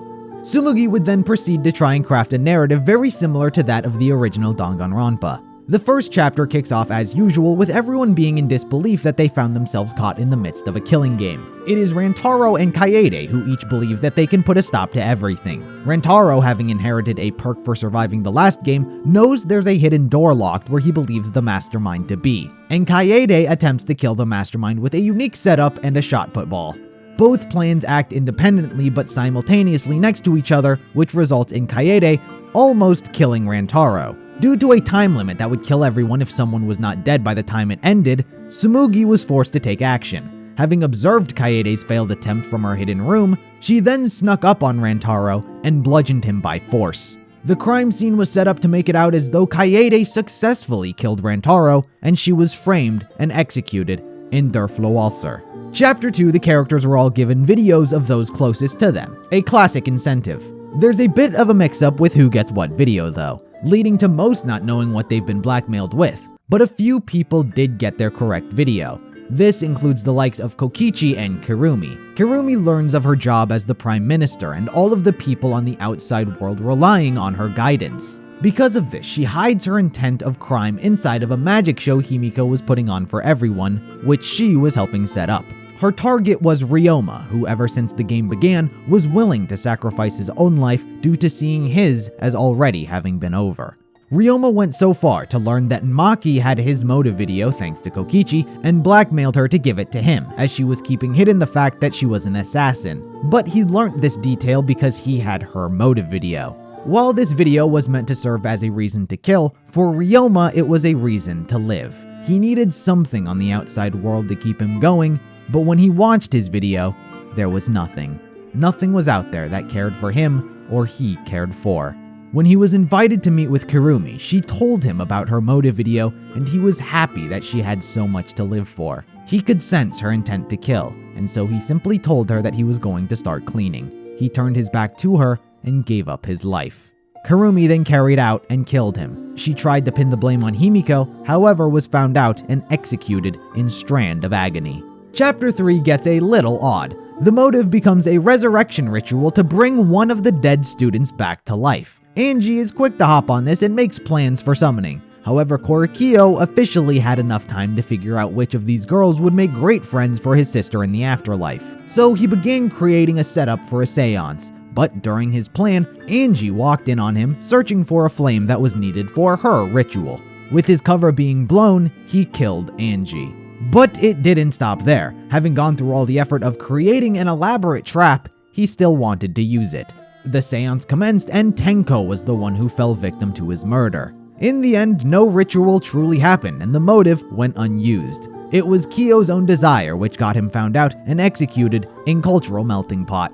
Chapter 4 is all about the Neo World program. The characters had since uncovered a virtual reality which Miu had been working to restore, but she had reprogrammed it in a way that would allow her to commit a murder. This whole time, she had been very anxious and feared betrayal with no belief that they had any chance of overcoming Monokuma, which pushed her to kill someone herself. Her target was meant to be Kokichi, as he had gotten on the wrong side of many of the characters. The world was reprogrammed heavily in her favor and heavily against Kokichi. But unbeknownst to her, he became aware of her plan and worked around it. After the last class trial, Kokichi had stolen a motive which made him aware of the end of the world. He manipulated Monokuma to reuse this motive inside the simulator, which he then proceeded to manipulate Gonta with. Gonta too learnt of the state of humanity and decided it would throw everyone into despair as well. Kokichi used this belief to have him murder Mew. Thanks to an unforeseen complication on Gonta's part, he had no memory of doing so in the simulation, which helped him convince everyone he was innocent. But regardless, he was still found out and executed in Wild West Insecticide.